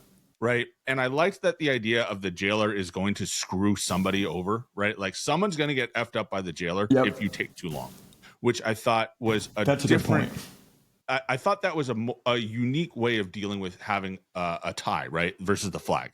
Yep. Because the number of times it's like somebody smokes the flag and they're laying down on it and you can't find them in time to shoot them. Yep. Right. And it, like, time expired. Like, that to me pissed me off. But there was nothing worse than playing, and then I turn to my teammate, who's my TV teammate, and they're like AFK, and I'm like, no. I'm like, dude. I like, see him not moving. I'm like, no. I didn't mind it because a lot of times, and I'm not kidding you. I would come out of there with 2 kills. Like True. I would wipe that. But one of my funniest clips I ever posted was this kid. I swear he had to have been like 10 or 12, and he's like, "Come on, guys, let's kill the jailer." And so like I'm creeping up, and I just freaking ear hold him, and I'm like, "Sorry, kid, I got trust issues, bro." Like, like there was no way in hell I was gonna team up with that little kid, bro. Now I don't trust any Brax chat. I've been screwed so many times. I don't trust anybody anymore. I'm like, nah. I've been through a lot of this game. I'm not doing that. I will say one of my favorite parts from that gulag. Me and my teammate, we got the dub and we were chatting with each other in prox chat, and then we spawned and our teams were near each other, so we spawned together in the air, right? And I'm looking at him, he's looking at me, and I'm like, "Hey, you want to go fisties?" And he's like, "Yeah, let's go." So we hit the ground, drop our guns, and duke it out, right? And our teams are both there, like, and they're watching us fist fight it, and everybody it was like the old school days, right? Everybody stood like almost a semicircle, watched us duke it out, right? So and then went at each other, right? And it was like that sort of brevity is what we're missing, right? And it's like, and for all the faults of Warzone 2, for all the problems that Warzone 2 brought and the things that they got wrong, I think the early era of it, where it was slower and it gave time for players to breathe, right? I think it opened the door for a lot of these little moments. We had a creator on here, Crochet Callie. She used to fly around in a helicopter and go on these like virtual dates with people, right? And so she had a couple of clips go viral, and it was like, and that sort of content was a lot of fun to have. And I think we got to find a way to get Warzone has to get back to that, because I think that's what really made Warzone stand out versus the other offerings on the table. Is you had these moments that would just like go super viral and everybody would have so much fun with it. 100%. And I think we've lost that. 100%. And it's changed just because of how fast paced like the whole game is with zips and like all that stuff, and how there's flares, and like you don't have to value your team and like your life and actually acquiring equipment and stuff first before you fight. And I think now it's just changed so much. And I hope that they go back to how Verdansk was played is completely different to how the game is played now. And I hope it goes back to that, because if not, I think a lot of people that are coming back to play for the first time are just going to be like, this is not the Warzone I played. Yeah. So, with War. Oh, go ahead, I was just going to say, Joe, I got a couple questions for you, content related, right? Mm-hmm. So do you prefer to live stream, or do you prefer to do like the upload YouTube type of content, long form stuff? I would say kind of both as a default answer, but dude, I love streaming just because, dude, I can chat forever. So I love, and don't get me wrong, I do love Warzone, but I still love like my people way more than the game. So like just checking in on like their life in Discord and stream, and just seeing like how they're doing is way more important than, for me at least, like the game and content. But I would probably say streaming more than like, here's the new Warzone meta build, you know what I'm saying?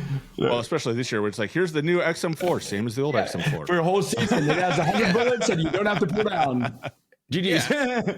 And then the other question I was going to ask you is I mean, you dabble in the comp side. I shouldn't say dabble. You are a competitor, but you're also a content creator. Whereas a lot of those other guys are more or less they're competitors that just happen to stream once in a while, right? Like, is that a challenge balancing that? Because I know that like you and Brett, y'all really weren't doing a lot of the scrims that those cats were doing because you were doing your content, right?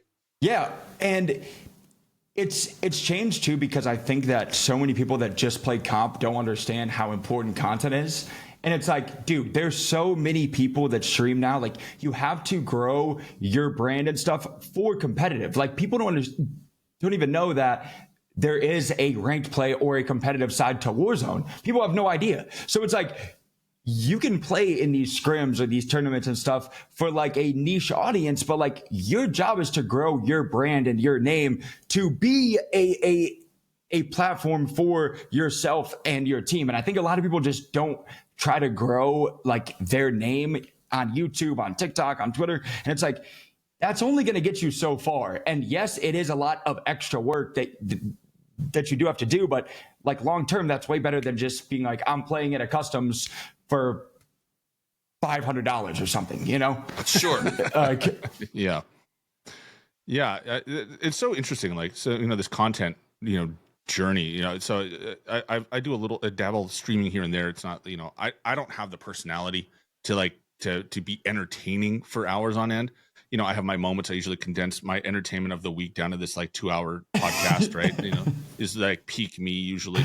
But like, being able to create the content has been really enjoyable for me. And it's like, I'm on Twitter and then, the videos and YouTube and stuff. And it's such a different experience, doing that kind of content versus just hitting go live and just, talking in front of a camera and playing the game. It's there's like really different. So many people that just press live and just play the game. I'm like, dude, people still are learning. I'm like, dude, I will start my stream and just talk to chat. What, like, people don't understand of, like, for streamers, that might be one person's only friend. So it's like asking them how their day is, just checking in on them is way more important than me playing a ranked game, bro. I can wait 20 minutes or 30 minutes or an hour and just talk to people and ask them how their day is going, how their life's going. That means a lot to a lot of people. And they don't understand too is, for me, I spend time with them more than I do like my actual family and stuff. So like they're basically family to me, So I see people that just start their stream like flying into the game. I'm like, dude, ask people how their day is. Like, talk to people, and like I love that kind of stuff. Yeah, and I stream. Like, I don't do the content like Sub does. Sub does really good like educational stuff, and we joke because he's the nerd shit of the podcast. Oh, I love that because I saw the Cronus video. I'm so glad you said, dude. Side note, but I'm like, bro, people are like, Cronus is aimbot. I'm like, dude, you are so. I'm like, just go watch Sub's video, bro, please. I'm like, you have no, but that stuff matters though, because people think it's like insane. I'm like, dude, just, oh man, Well, it is funny because like, even among some of my more casual friends, it's like they talk about the Cronus like it's a boogeyman, right? like it's actual cheats, and I'm like, well, if you need it, you're not good at the game, right? Like, first and foremost, and like, and so that's like, I don't know if you watched the whole thing, but like, I actually compared your controller movement, back in the, I think it was Rebirth Island in the Vanguard era, to what the Cronus was doing, right? And it's like, you don't need it. People don't understand how broken rotational aim assist is. I'm like, if you have to use your left stick to aim more than your right, and then you're golden. And people are like, yeah, but there's like wall hacks. I'm like, dude, those are because I've done my research, so I know what I'm talking. So I'm like, because people say that, they're like, oh, you probably have walls. I'm like, dude, the cheats you're talking about, to my knowledge now, are computer vision console cheats, bro. It's not even close to aimbot like that's on PC. I'm taking a fight with somebody with a Cronus 100 times over 100 over an aimbotter. I'm losing that. There's nothing I can do to that guy. It's you can't fight that. Yeah, but it's GG's. Yeah, and but like the content, like that sort of stuff is like fun for me. Like that's what I really like. I love the rabbit holes and like and doing it, and I have to like figure out how to package all that in a way that like other like normies would want to watch. Because if I do it the way that I want to do it, like I'm putting everybody to sleep but me. And sometimes I put myself to sleep when I watch back some of the early takes. I'm like, fuck, I got to redo this. I do that all the time. Trust me. Like, streaming is easy. Offline intro, it takes me like 15 times to do an intro. I'm like, dude, there's nobody watching except my dog. Like, I'm like, why? It's like, it's like, dude, live I can talk fine, and then an intro, I'm like, why did this take me 25 times? It's so funny because so many people like streaming is such a different animal, but you were mentioned like you talk to streamer, you're on stream almost more than you talk to your family, right? But like most people go to a job and they spend more time at their job talking to their coworkers than they do talking to their families. Right. I've been down that road, right? I had before I started doing what I do now, like I had an hour and a half commute each way, and then I had I was running 10-hour days. So I was gone all day. Like I saw my family on the weekends pretty much. Right. And it was like, it was crazy. And it's like, so if your job is to talk to people, right? Like that makes sense. And to me. And it's like, dude, I've had so many people say too, it's like, bro, like, Joe, like I'm scared to stream. Like, dude, I cannot talk. Like, dude, I've had a speech impediment my whole life. Who cares what anybody thinks? If you enjoy streaming, if you enjoy gaming, who cares, bro? If you would have told me 10 years ago, like, Joe, you're going to talk in front of a camera for a job, I'd be like, you're insane. There's no way I'm ever doing that. Like, yeah, right. But it's like, now it's like, dude, who cares, bro? If your voice, if a person cares that much about your voice or anything, who cares what some random person online thinks? Because I preach all the time too. It's like, dude, I've gone to so many COD events, Twitch events, gaming events. I've only met cool people. So the people that are trolling you online, you'll never meet them. They are basement dwellers, brother. They say that online because they're miserable. I've only met cool people ever, thousands of people. I've never met a toxic person once in person that's ever had that same kind of like, oh, Joe, you can't talk right, blah, blah, blah. I've never met those people. So it's like, dude, who cares what they think, you know? Yeah. And it's like, everybody's a keyboard, everybody's a warrior on the, on the keys, right? Like they're ready to go on the keys. It's so my wife does content, and she's she's got like 20,000 or something odd followers. So we don't compare we don't talk numbers at the house, because then it's like I'm just gonna go hide in shame. But it's like it's all very home based, right? So we actually get people like drive by the house and they stop to take pictures and stuff. It's kind of weird. That's funny. But like it's like, but yeah, it's like the people we've met, like she gets trolled all the time. Like it's heavens forbid she says something that's like, eat good food. And like, we did homeschooling for a while, and it was like, people just, the warriors come out and they're ready to brawl. Yep. And then it's like, we actually meet people that in face to face that like recognize her or recognize, the house. And they're like, oh, and they're so, they talk so glowingly about it. Yep. And it's so, what you see online versus what you actually like when you actually interact with people, it's such completely different. And I say that too. It's like, and don't get me wrong, it's way easier said than done, because dude, I see troll comments all the time, and like they do at some point kind of get you. It's like, okay, maybe, but I've only met and seen good people at every event, and it's like people get way too caught up on troll comments or just trolls online. They're never going to go outside. They're never going to meet you. They're trying to bring you down because they aren't happy in life. And it's like, dude, who cares what those people think, Yeah, 100%. Yeah, and to your point about it being family, I stream just about I stream every single time I play, and I have the same 7 to 15 people that come in there. And my wife she's been like, yeah, you're addicted to the game. And I'm like, no, actually, I'm not addicted to the game. I'm actually addicted to the streaming part of it, because those are your friends. I see those people more than my real friends in real life, and we have phone conversations. I got a couple good buddies that are in the chat right now, Sub and I talk all the time and stuff like that. I love the relationship building side of streaming. Personally, I'm just not good at, like, outside of this podcast and Twitter, the content creation side of it. I suck at it. But like, dude, it's so important too, is that I guarantee you that your streaming stuff means more to those 7 people than you know. You know what I'm saying? And it's like, and dude, there's people in chat that I know everything that their kid, bro. I've met their kids before, like from chat, from streaming, at COD events, at events. Like I've met them, their kids, their families. Like that stuff means a lot to me, because then like I know them. You know what I'm saying? And it's different than just. And I preach to people. It's like, dude, everybody plays the game. Everybody's good at the game. You don't have to be cracked out. You know what I'm saying? Like, just be a human being. Just go live. Be a human being. Like, just do something that you enjoy doing, and that means more than just playing like the trending game or like being that streamer that's super good at the game. There's so many people that are good at the game, It's so interesting, because like my username, right? I've told this story before. I created my username. I went with sub1KD because at the time, I had just moved out here to the ranch and my internet was horrible. I had a hotspot off my phone, right? And so it was like, I was like 80 to 100 ping base was like my normal life where I lived, and it was probably higher than that. So I was like, I lost all my 1v1s. It was a rough year. And so my KD suffered dramatically, and I decided to go with this name because I was like, you know what, I'm going to make this name. And then when people like go after my ideas because they look at my KD, right? Then I could be like, well, did you not read the username? Like, are you not, I had the comeback ready to go. I love that. And I never freaking used it. Like it never came up. Like it was never an issue. And I think that there's a lot of this conception that you have to be really good at the game to have opinions on it. Yep. And really, I think it's you just have to play the game and like have a passion for it, and that those two together like gives your gives your experience validity. And I think that's that, and just an open mind, because I've had a ton of just like game things change because I didn't think about it a certain way. And it's like so many people are set on this way of like, oh no, it has to be this way. I'm like, well, have you looked at it from this person's perspective or from like this player's? And they're like, well, no, I haven't. I'm like, yeah, like that's different. And that's changed for me because like I've said of like, oh, fast paced game, it's got to be super fast. But like whenever we go back, I'm like, I don't want the game to be as fast paced as it is now.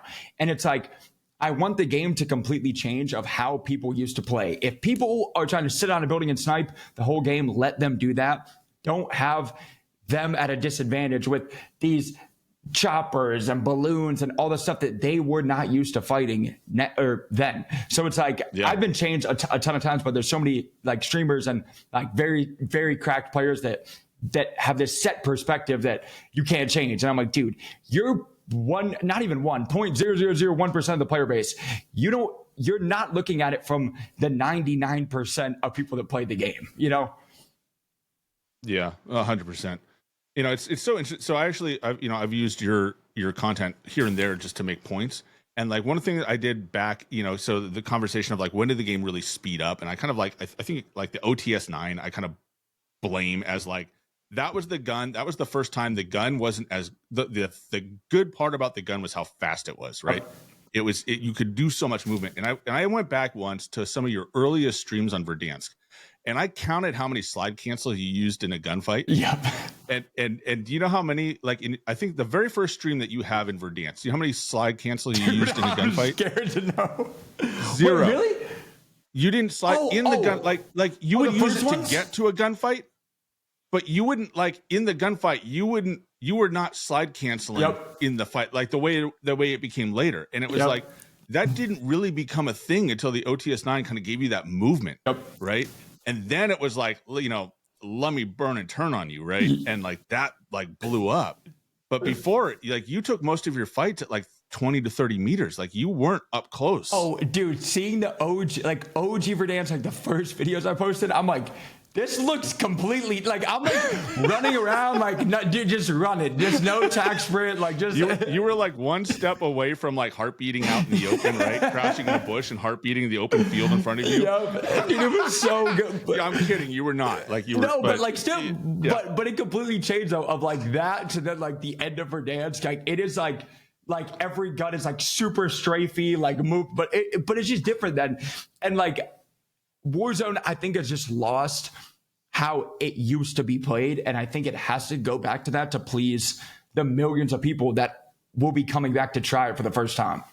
Dude, what if they brought it back? Like that would be so cool. Like even if they brought it back as like an LTM or something, and just like the OG, like get rid of Omni movement, get rid of like all that stuff, and just like have like an LTM of like Verdansk the way it was. Like OG, I think that would be that'd be cool. so like, fun. Like because Fortnite did that, right?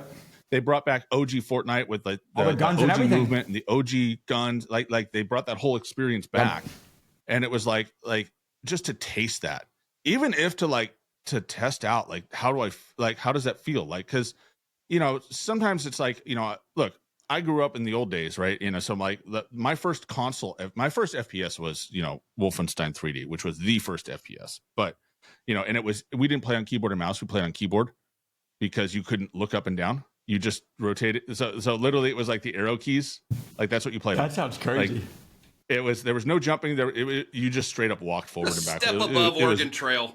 Back in the day, right? Like you want to see some crazy, you know, FPS, go watch videos of that. You'll be like, what the hell were these people doing? But like, you know, GoldenEye is like the pinnacle of like console FPS games, right? Like, you know, even if you haven't played it, like most people know that the game existed, right?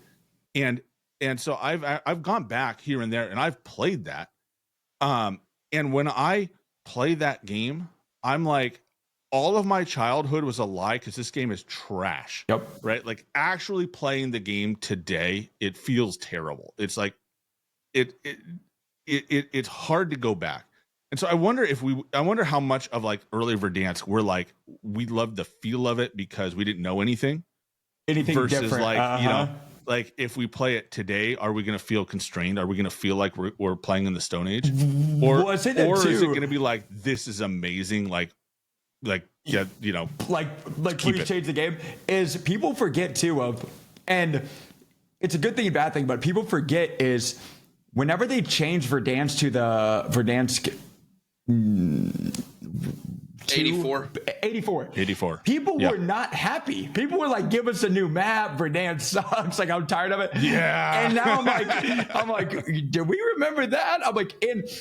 I'm like, people don't remember is that people wanted Verdansk gone. Like, they were sick of it. When they brought Verdansk 2, people were mad. And I'm like, I hope it's not like that because, I mean, me personally, I hope they bring back Al-Mazrah someday, to be honest. But, you know, I love that map. The game itself, the mechanics were horrible, but Al-Mazrah, I would choose to play that right now over Urzikstan 100 times over 100. But I just hope that they, one, push that the map is even coming back, like I said, because people even now don't even know it's coming back. I even knew that OG Fortnite was back just because the game does such a good job at marketing their game. Some people don't even know that Verdansk is coming back. Like, they're going to wake up one day and be like, wait a minute. The map is different. Yeah. What happened? Right? Why do I have a 45 gigabyte download? I don't understand. So, you know, you mentioned Warzone 2, Joe, and one of the, it was kind of funny to me now that I'm thinking about it, but one of the videos of you was after, what was it, the Season 2 creator call that you had, and you were trying out the slide, and you were just so defeated because you were like, this is exactly the same. They're like, yo, slide canceling is coming back. Yeah. We're like, yes. And then the first day I go in, I'm like, brother, what is it? On Ashika Island. I know the cover you're talking about. On Ashika, I was like, oh, what am I? I'm like, what are we talking about? They're like, bee hopping is back, slide canceling. I'm like, oh, we're back. The game's saved. We're good. And then I go in and I'm like, this doesn't even feel any different, bro. Yeah. Did you play Warzone Mobile much when that dropped? Yes. Yep. What did you feel about that? Bro, dude, it's freaking amazing because one, it looks just the same, it plays just the same, and they have all the same guns. I'm like, dude, how does mobile have these guns that we don't, you know? Sorry. No worries. We used to have a rooster in the background, so we're all good. I used to to let my chickens free range, and they'd be like right outside of the door, like making noise. I'm like, shut up. That's my dog. Relax. Sorry about that. Oh, no worries. No worries. But dude, it's crazy though how COD Mobile has all these guns, Verdansk, all these things, and PC doesn't. I'm like, they have the AMAX and all these guns on mobile, bro. Like, what are we saying? Well, COD Mobile is weird because COD Mobile is like, it's not even run by Call of Duty. It's a third party developer, right? So like they just licensed the name off in 2019 and we're like, go make a game. And they ported over a different FPS game and just skinned it for Call of Duty. So like it's a totally different game versus like the Warzone mobile that they dropped, which was like, you know, they like tied to the Call of Duty. And it's like it's so weird that that Warzone mobile flopped so hard. What would strange the amount of effort they put into it. Oh yeah, because dude, they put in a lot. But it's crazy though because they had so many of the OG guns and everything in COD Mobile, and they had the blackout map and everything. And I'm like, dude, this is amazing. And it's like how we can't even have that on PC. I'm like, but like I'm assuming it's like something like with all the studios and like with the contracts. But I'm like, COD could be so good if they just drop all the studios' egos and be like, let's just make a good game, you know? Yeah, they're holding themselves back. Yep. In my opinion, there's no reason to have the troubles that we're having. There's no reason to. Like, they are holding themselves back more than anything else, in my opinion. And it's crazy because it's every update. Like every update, there's always. But now I'm just used to it. But I've said it. It's like Verdansk is like the last point of like to bring people back. It can't be as flawed as every other update has been. It can't be buggy. It can't be servers horrible. It has to be perfect because there's going to be. And I don't even care about gun balances, movement changes. That's what the 1% wants. I care about the 99% of people that's going to be coming back for the first time. It has to play buttery smooth. Just from a gameplay, the game can't be lagging out. They just have to be able to load in with their friends, play the game, and it be smooth. And that's step one. You know, and it's funny because like everybody talks about how, you know, we have so many server problems and technical problems and cheating problems right now. And it's like, we had all that too. Yeah. Like, that's not new. That's not new. People forget how bad Warzone played sometimes. Like, there were updates where everything was broken all the time. Yep. You know, and it was still beloved because the gameplay loop was great. Yep. Like, you know, it's like, it's like, I want to make Warzone great again, right? Like, I want Warzone to be fun and to be honest, like, the competitive side should be an add-on. It shouldn't be the focus. And I feel like that's been a swing in the wrong direction, where it's like, how competitive can we make Warzone? 100%. And it's like, I've said that too, is that it's changed so much of like now, like, just go back to the OG of how the game played. And like, we've always had, and again, I could be crazy, but we've always had like a crazy cheating problem. Like, that's not going anywhere. Like, I don't know why people are like, anti-cheat's gonna fix. I'm like, yeah, I'll be on console. Good luck with that. And then now people are like, I'm switching. I'm like, I told like it's been 5 years. They still haven't got it right. But it's crazy because a ton of people are like, dude, but the cheaters are gonna be so bad at Verdansk. I'm like, yes, for the 1% lobbies, but like, when you're coming back to play, if people are in a protected skill-based matchmaking bracket, they're not like, I'll play pubs in super sweaty lobbies. I barely find cheaters in a public match, barely ever. But especially for a casual player, there's not going to be like rampant hackers in a casual player's lobby. So that's why for them, it's at the back of whatever they're trying to do, because they know for the casual person, they're not going to be fighting cheaters. Now for them, they might think they're down to cheaters because it could just be a way better player, but they're not going to be down to cheaters every single game like some people think they are, you know? You know what? Actually, the bad players do run into cheaters at a really high rate. Like, really, their cheater per game rate is probably higher than yours. Really? Because cheaters, so the thing is, like, cheating accounts get banned pretty frequently. Mm-hmm. They last a couple of days usually, and then they have to start a new account. So they're always starting these low-level accounts, and they're starting fresh. Oh, I see what you're saying. Bad players, the bottom players, they run into cheaters way more frequently than I think they're given credit for. Oh, I see what you're saying.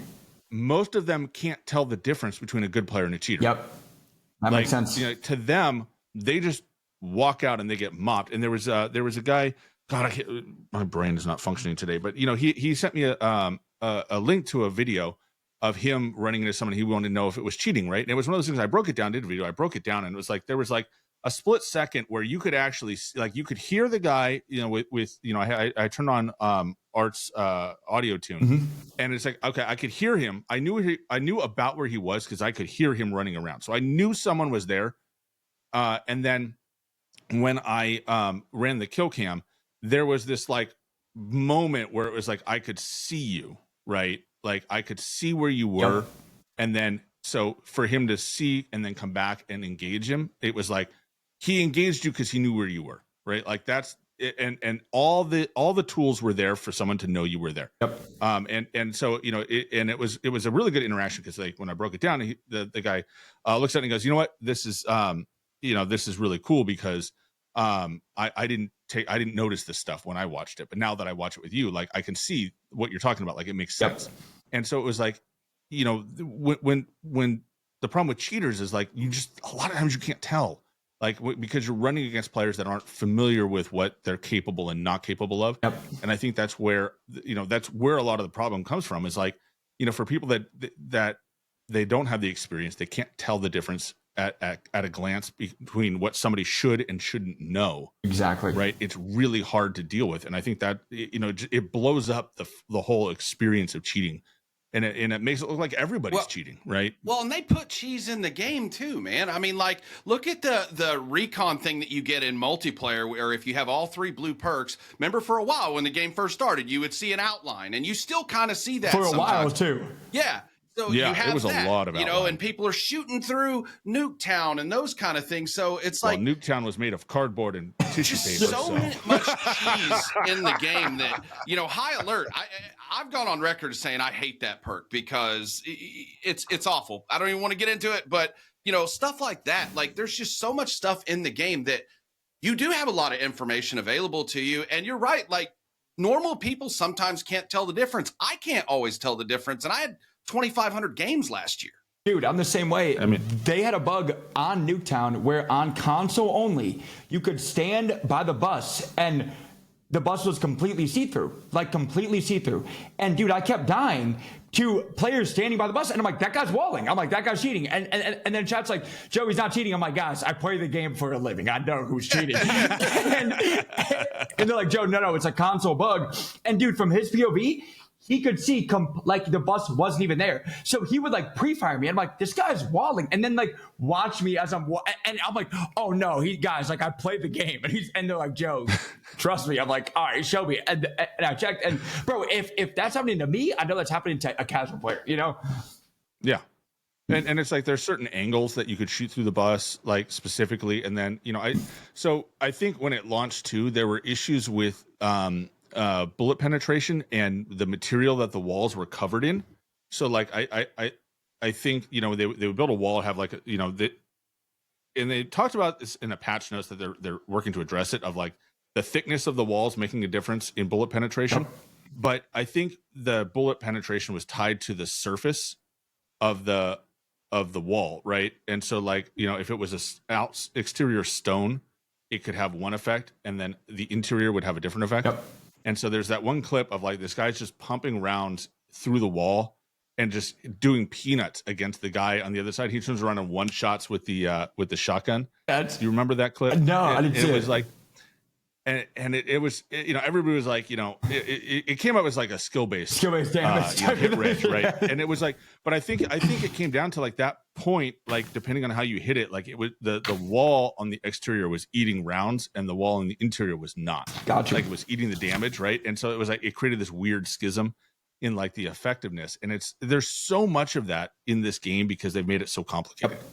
It's like they're trying to make all these things happen, and it's like and it goes again to like they're I don't know if it's realism, if it's trying to get rid of cheese or balance or whatever they're doing. It's like there's so much complexity in the game, and it's like you look at Fortnite, it's a bunch of friggin' cartoon characters and like everything blows up. Yep.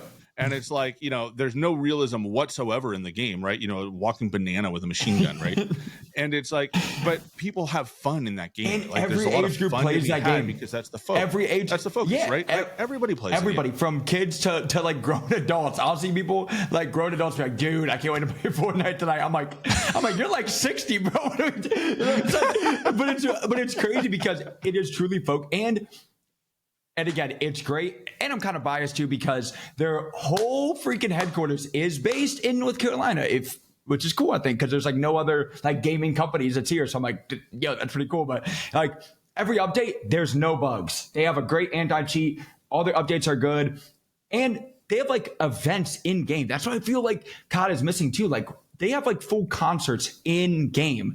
Verdansk stuff, like the OG stuff of like the zombies, like all that stuff was cool. That was fun stuff to do. And I feel like they have lost the plot on doing events too. And freaking Fortnite does that all the time, They did a better job with Godzilla than Call of Duty did. Yep. Like they have full concerts, like Travis Scott at one, Marshmello, like in the game live. I'm like, that stuff is and yes, a ton of people will probably hate it, like that's so cheesy, but for the casual person, for the majority of people that play the game, that stuff is cool. Like I think that stuff is cool. You know? Yeah.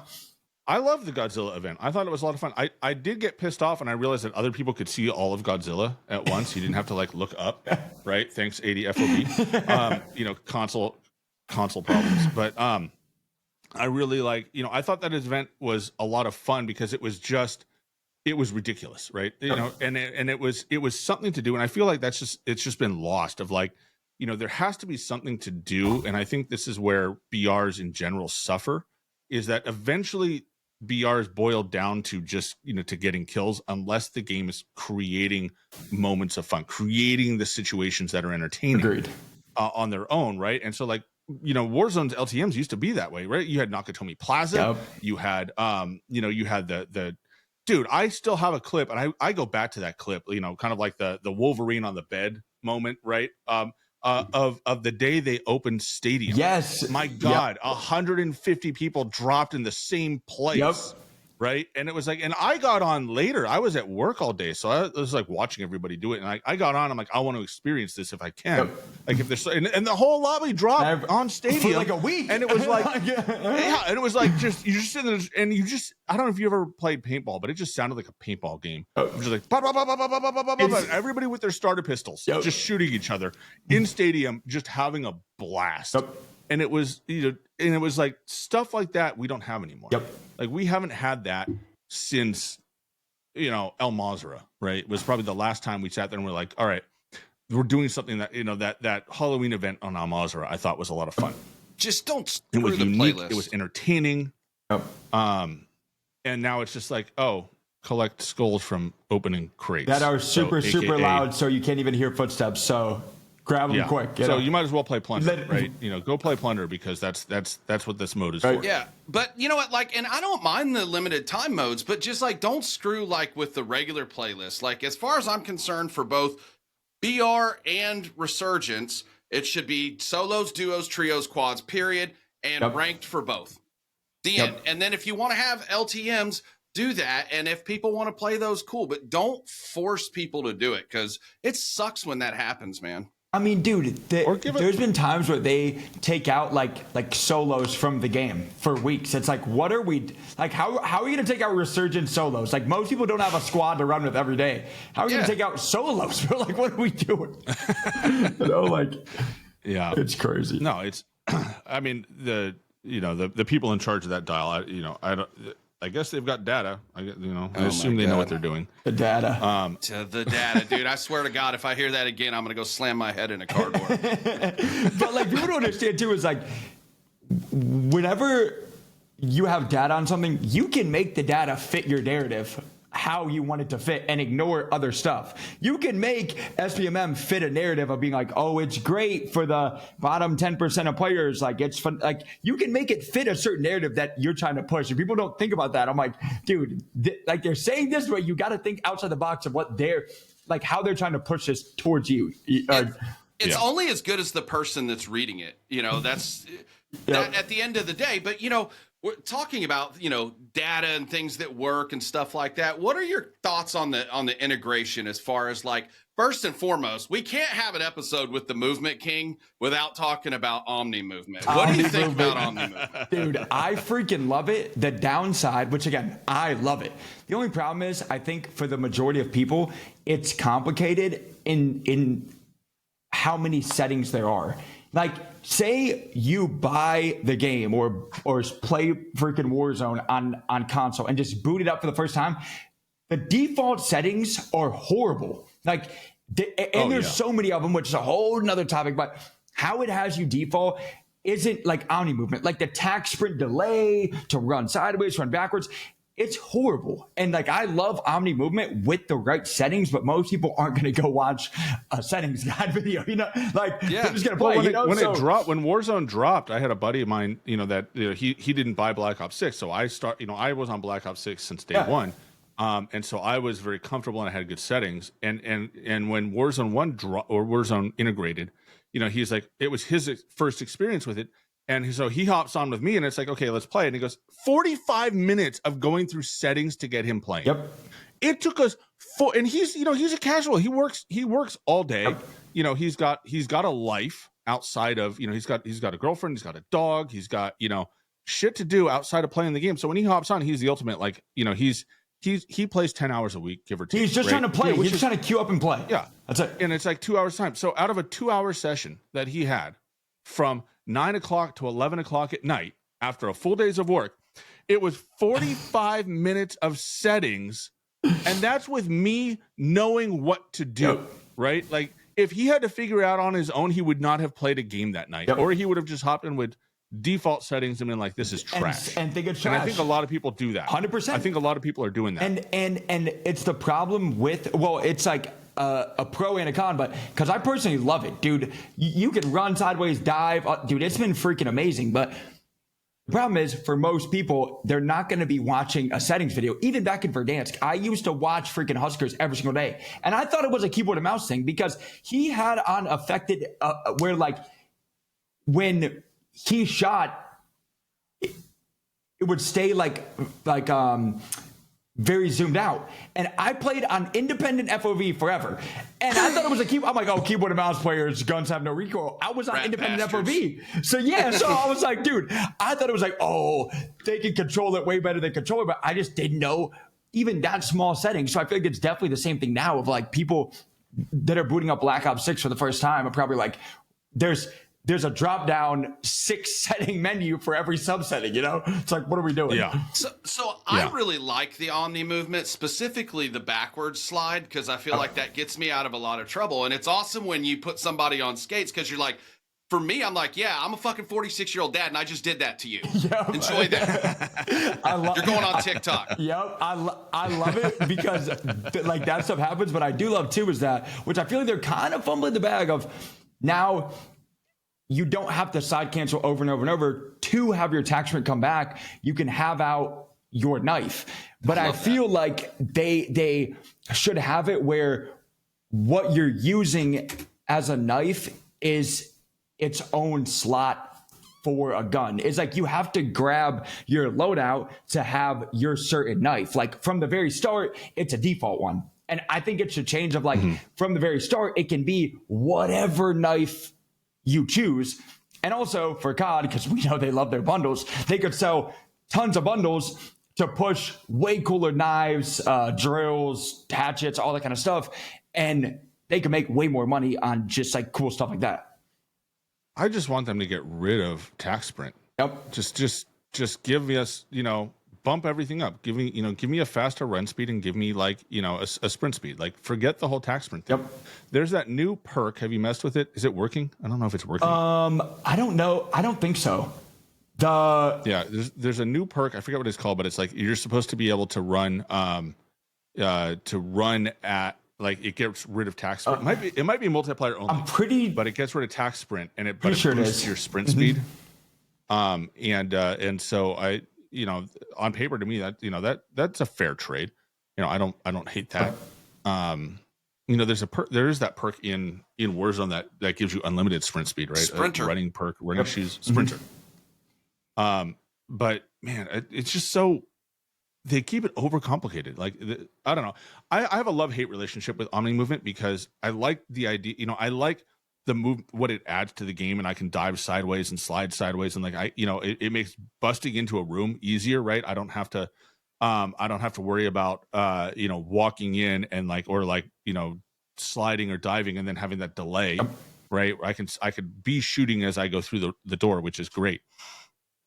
But the number of times where I've tried to go prone on a roof because I'm suddenly getting sniped or shot from the ground, and it's like I yeet myself down into the middle of a foursome that are waiting for me, and I'm like, that's not what I intended to do, but cool. Hi guys, how you doing? I do that all the time. Like, go prone, I can't lay down. I'm like, lay down, bro, please. I can't go prone. Dude, you're vibing on a roof, and next thing you know, you're in a Diddy party, bro. Yeah, literally. I'm like, yo, what is happening, bro? You're the main attraction. But yeah, no, it's like, I feel like it's a great multiplayer movement. I think it works really good in multiplayer, and this is what frustrates me this year to no end. I feel like multiplayer was such a good launch. It was in such a good spot. It had some stuff to work on. Anti-cheat always needs upgrading and whatnot. There was some improvement to be had, but it was such a good place to start from. And I feel like Warzone just like it did not mesh with Warzone at all very well. Like it plays so much smoother too. Like, bro, I say all the time, people that don't have multiplayer, I'm like, you should feel how smooth Omni movement feels on multiplayer. It feels so much better and so much snappier, so much smoother compared to Warzone, because every year they have new guns, new movement. It always is on like the old engine, or even though it's like this brand new engine, it never feels like it should feel on Black Ops 6. Yeah. No. So it's interesting. There's a Twitter user, Hustler Relic.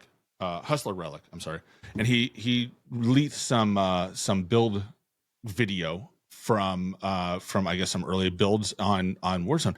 Do you know Warzone's I think is supposed to be on a different engine than it's on? It's not on the same engine as Black Ops. I mean, dude, I freaking believe it, because every time I play Black Ops 6, I'm like, wait, this is how Omni movement should feel. Then I'll go play Warzone, and I'm like, why does the movement not feel the exact same as it feels? It feels different, like 100%. Yeah. And I feel like, so from information I've gathered and my own intuition, I think we're looking at, they really screwed things up when they decided to pivot to Verdansk. Yep. Like, I think that was a huge cause of problems. And so we've been like dealing with the after effects of them shoving a lot of this stuff into this map that wasn't supposed to be here. Like you've noticed the content, the trailer for the video, right? They specifically talk about being in Avalon. Yep. And how they're going to save Avalon. I don't know if you caught that. Like, there's a whole line of like, we got to defend Avalon or take Avalon back or something. And it's like, fuck are you talking about in Avalon? Yeah. Well, we're still in Urzikstan. And we're supposed to have Verdansk for how long? So why are we even preparing for the next map or the next map that's not even here yet? It's not even going to be probably their studio. So why is that even a thing? Yeah. Yeah, but so it's like, it's so obvious that they had Avalon planned. Avalon was supposed to be where we're at, and then they yanked it for Verdansk. Yep. And what I've been told is that was an absolute reaction to the OG Fortnite doing so well. I believe it. That it really revitalized the game, and so I think that was a good. That was a point in which we probably should have been aware that Warzone was going to go off the rails when it integrated. Bro, when we hear they're making the change that late, and it's like, it was last week or the other week. I went through all the times in which they changed the plan, right?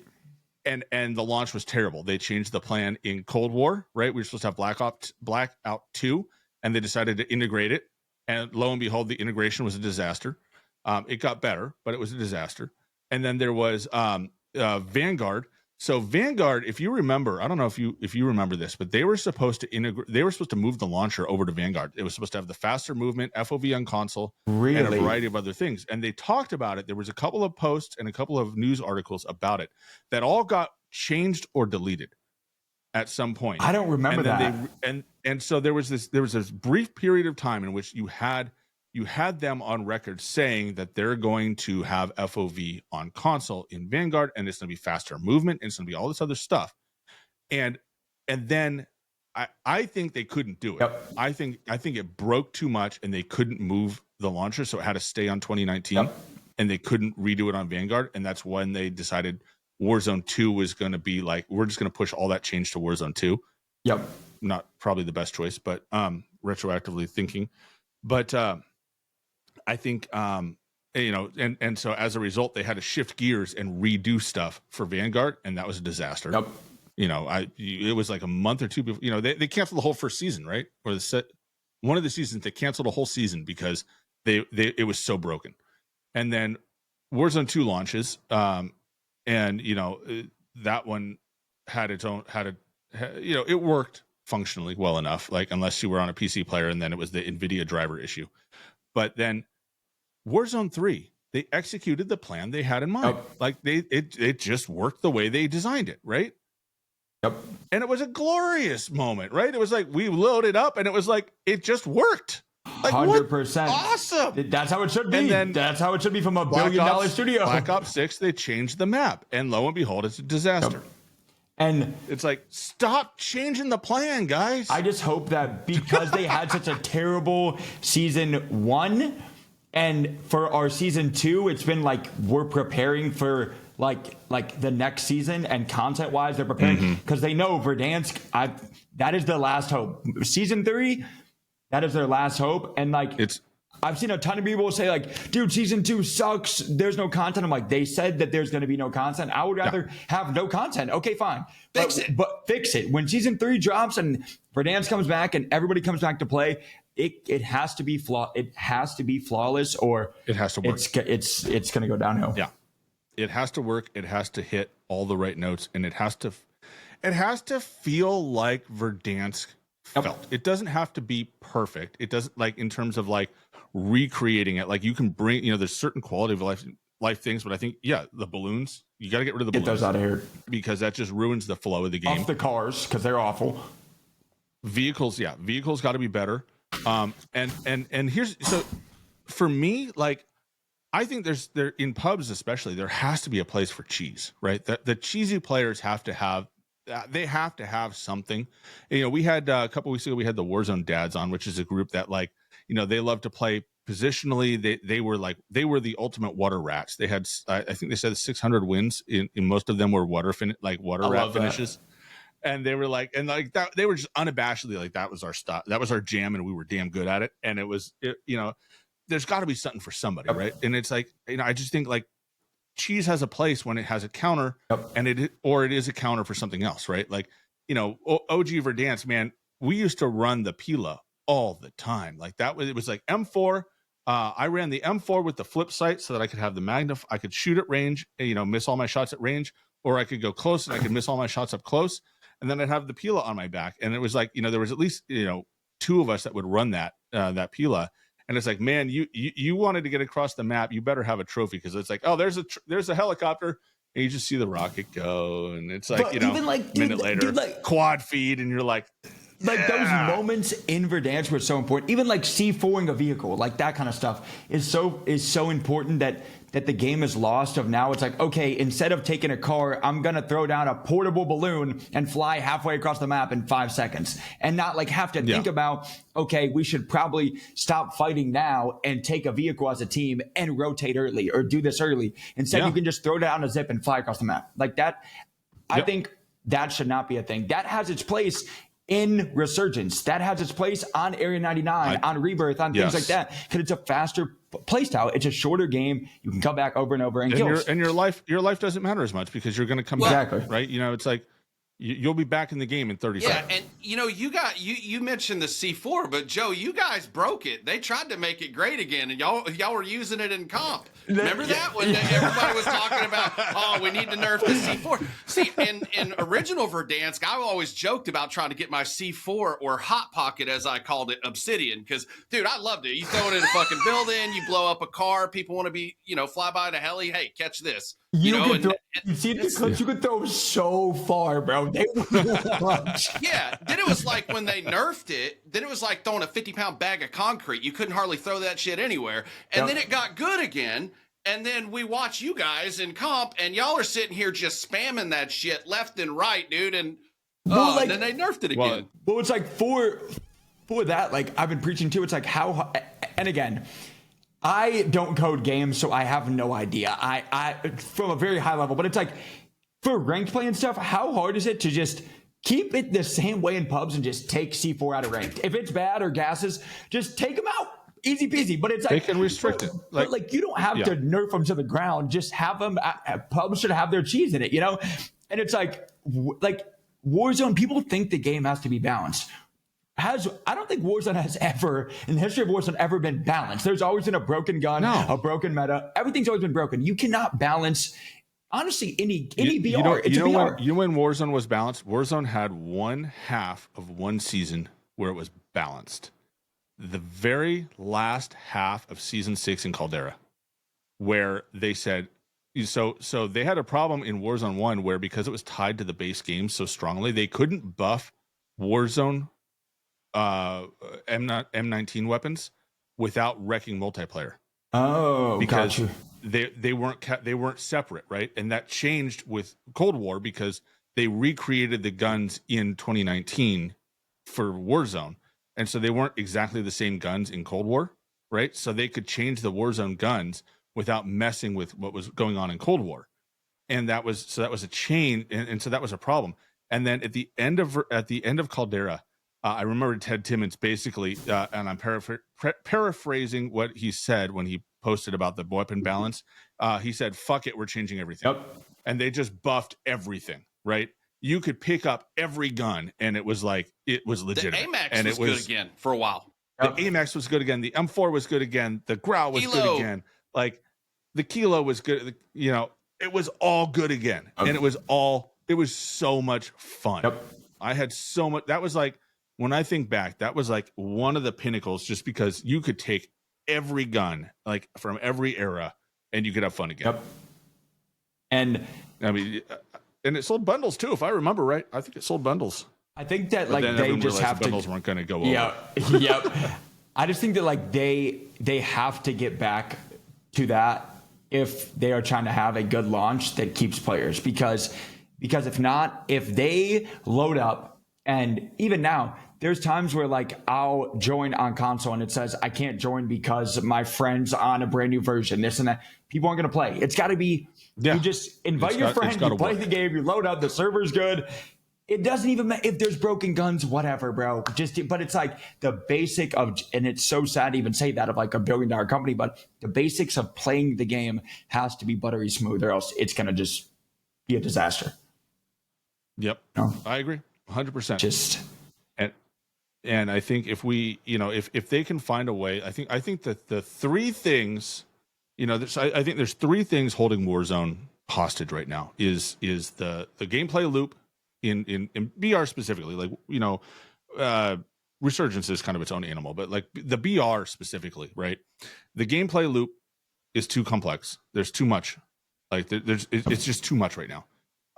They need to simplify that. They need to fix the technical problems. Right, the technical issues plaguing this game are crippling it, and they need to fix the anti-cheat. Right, they need it to be better than it is. And look, I will tell you right now, you need 2 out of 3 to be flawless at launch, and you're not going to have a flawless anti-cheat. Like there will be cheaters at launch, and there's nothing you can do about it. It just is what it is. And I like right now they're making a big push. They're suing the snot out of everybody, which is great. But it's like in my book, that means you're still not going to have the lid on that 100%. So you need to it needs to technically work, and the gameplay loop needs to be vastly improved. Agreed. Like that I think is the make or break. 100%. So we're kind of winding down here, but we ask every one of our guests this same question. I'm going to ask you. Okay. What is your favorite metas, AR and SMG, Hands of all down. Warzone? Give me one moment, I can show you. Okay. For one of them. I have a feeling it's a 3D printed Kar 98. I think it's going to be the AMAX. Obviously, I love my beautiful North Carolina, but I have a 3D printed AMAX. Bro. Nailed it. Which is my favorite, hands down. DLK scope. That is my baby right there. That is my favorite AR of probably all time in Warzone history.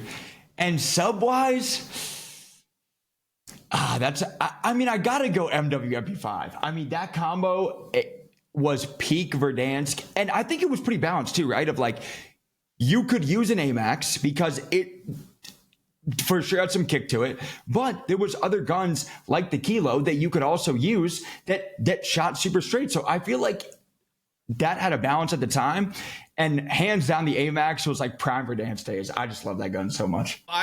So I have 2 ARs. The Kilo, my favorite Kilo story is during the AUG meta, wiping a team with it. I've said that a few times on the podcast. I loved the Kilo, even when it wasn't meta. The AMAX also, but then SMG, definitely the MP5 from Modern Warfare 2019, and then sniping the Swiss K31. Yep. And trust me, I'm kind of an avid sniping hater because I can't snipe to save my life, and I have a horrible hairline, so I'm a walking headshot snipe. And I know those days haunt me because I remember that. And what was the sniper that was really broken for like 2 weeks? That was like super hit scan in Verdansk. Like it was bugged, and it was like ran that too. 100% hit scan. Like it was bugged, dude. I got headshot sniped more that season than ever before.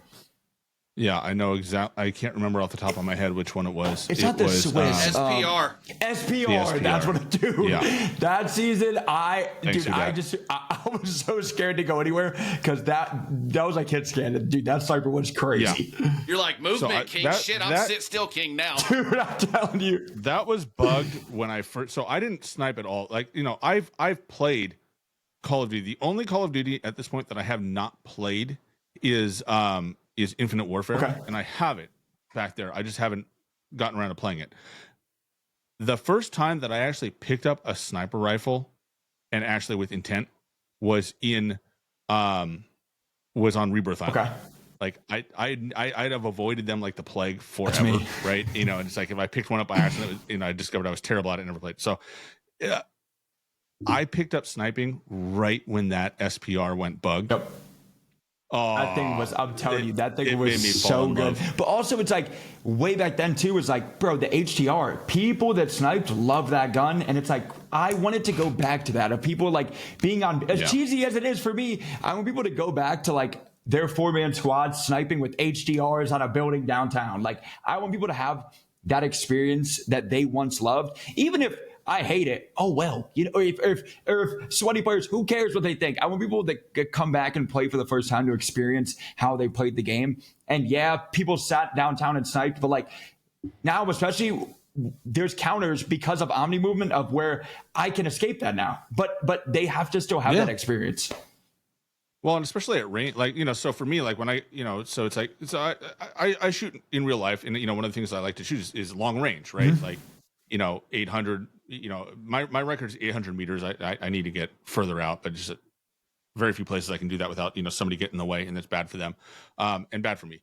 But the, you know, the ability to sit there in long range. So like you know, when I picked it up, what I realized is that you could actually sit here and shoot very long range in this game and like hit.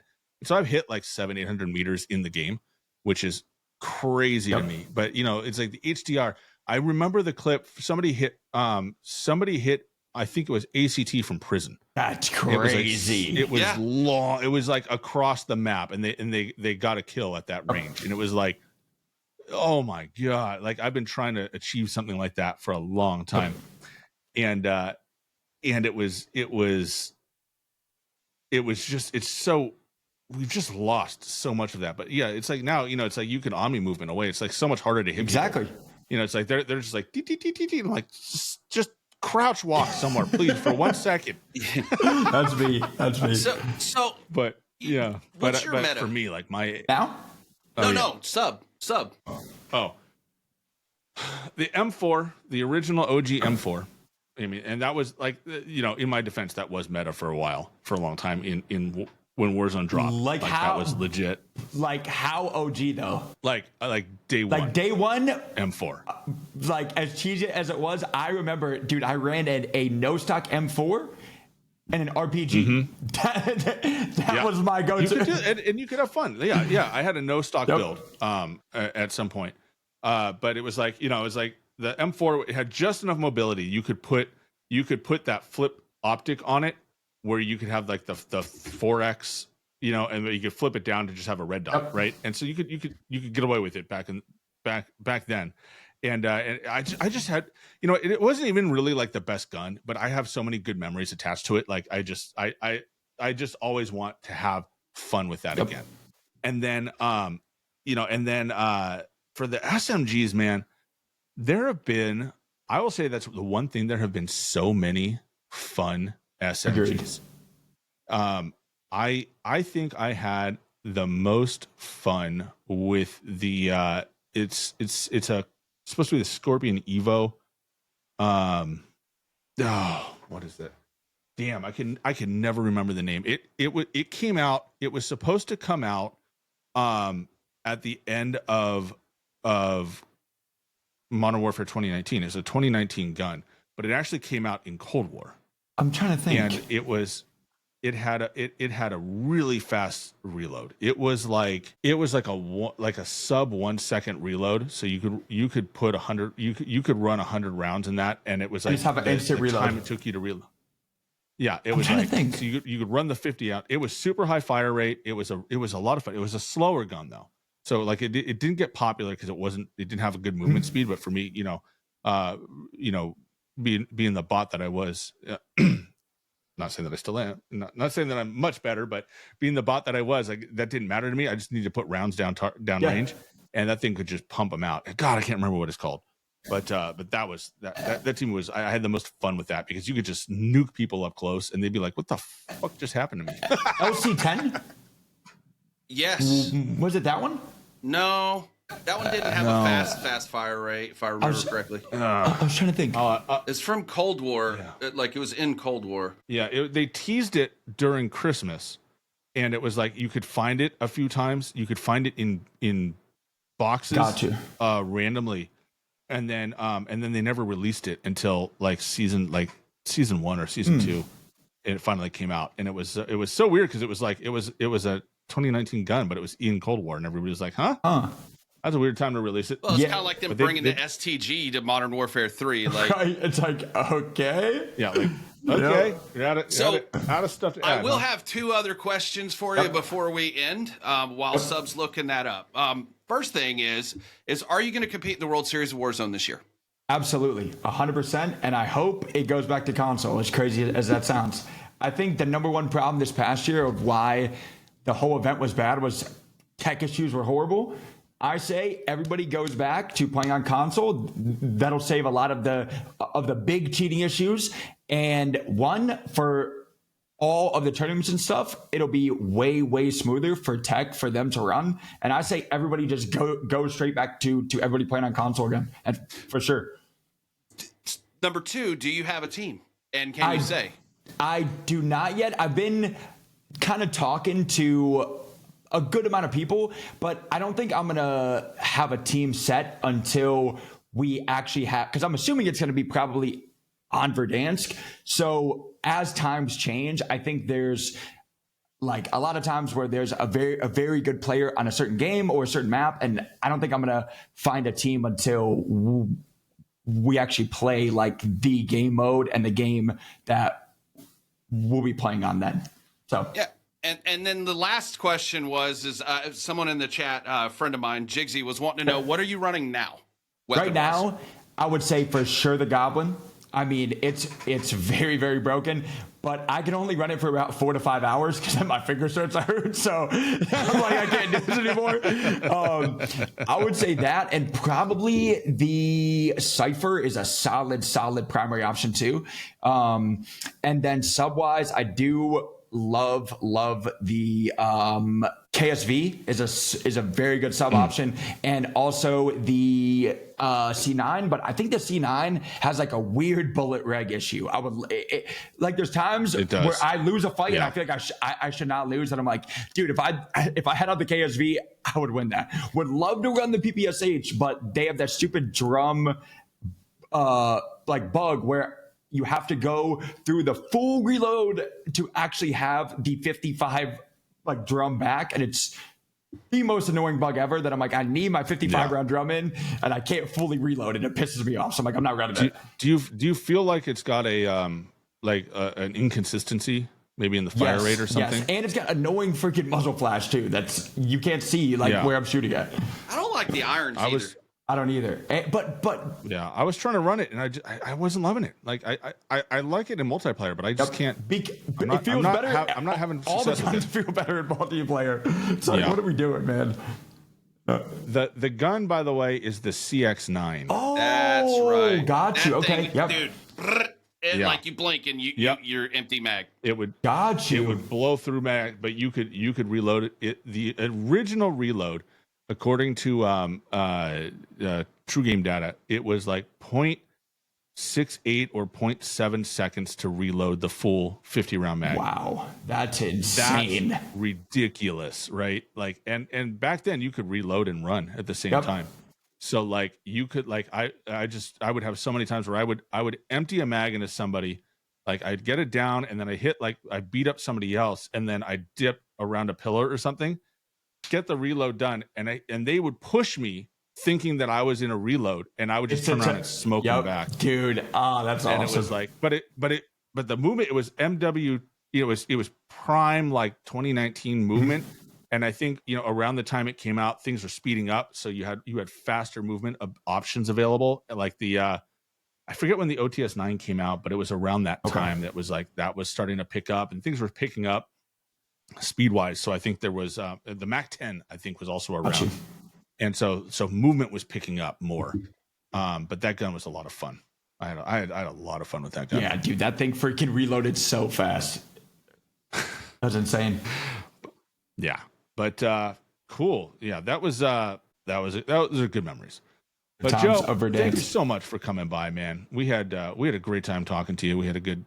I feel like we had a good conversation. Hopefully you had fun as well. Boys, I had a blast, man. Seriously, I appreciate you guys so much, and I cannot say it enough, man. Yeah. I've been very big, a big fan for a while. So trust me, this is the least I can do, man. I had a blast. Appreciate it. do me a favor. We're gonna dip out here in a second, but there's a processing period, so hang with us for a little bit once we go offline, and I'll let you know when it can cut you loose. All right. You guys know where you can find Joe. Basically every platform known to man.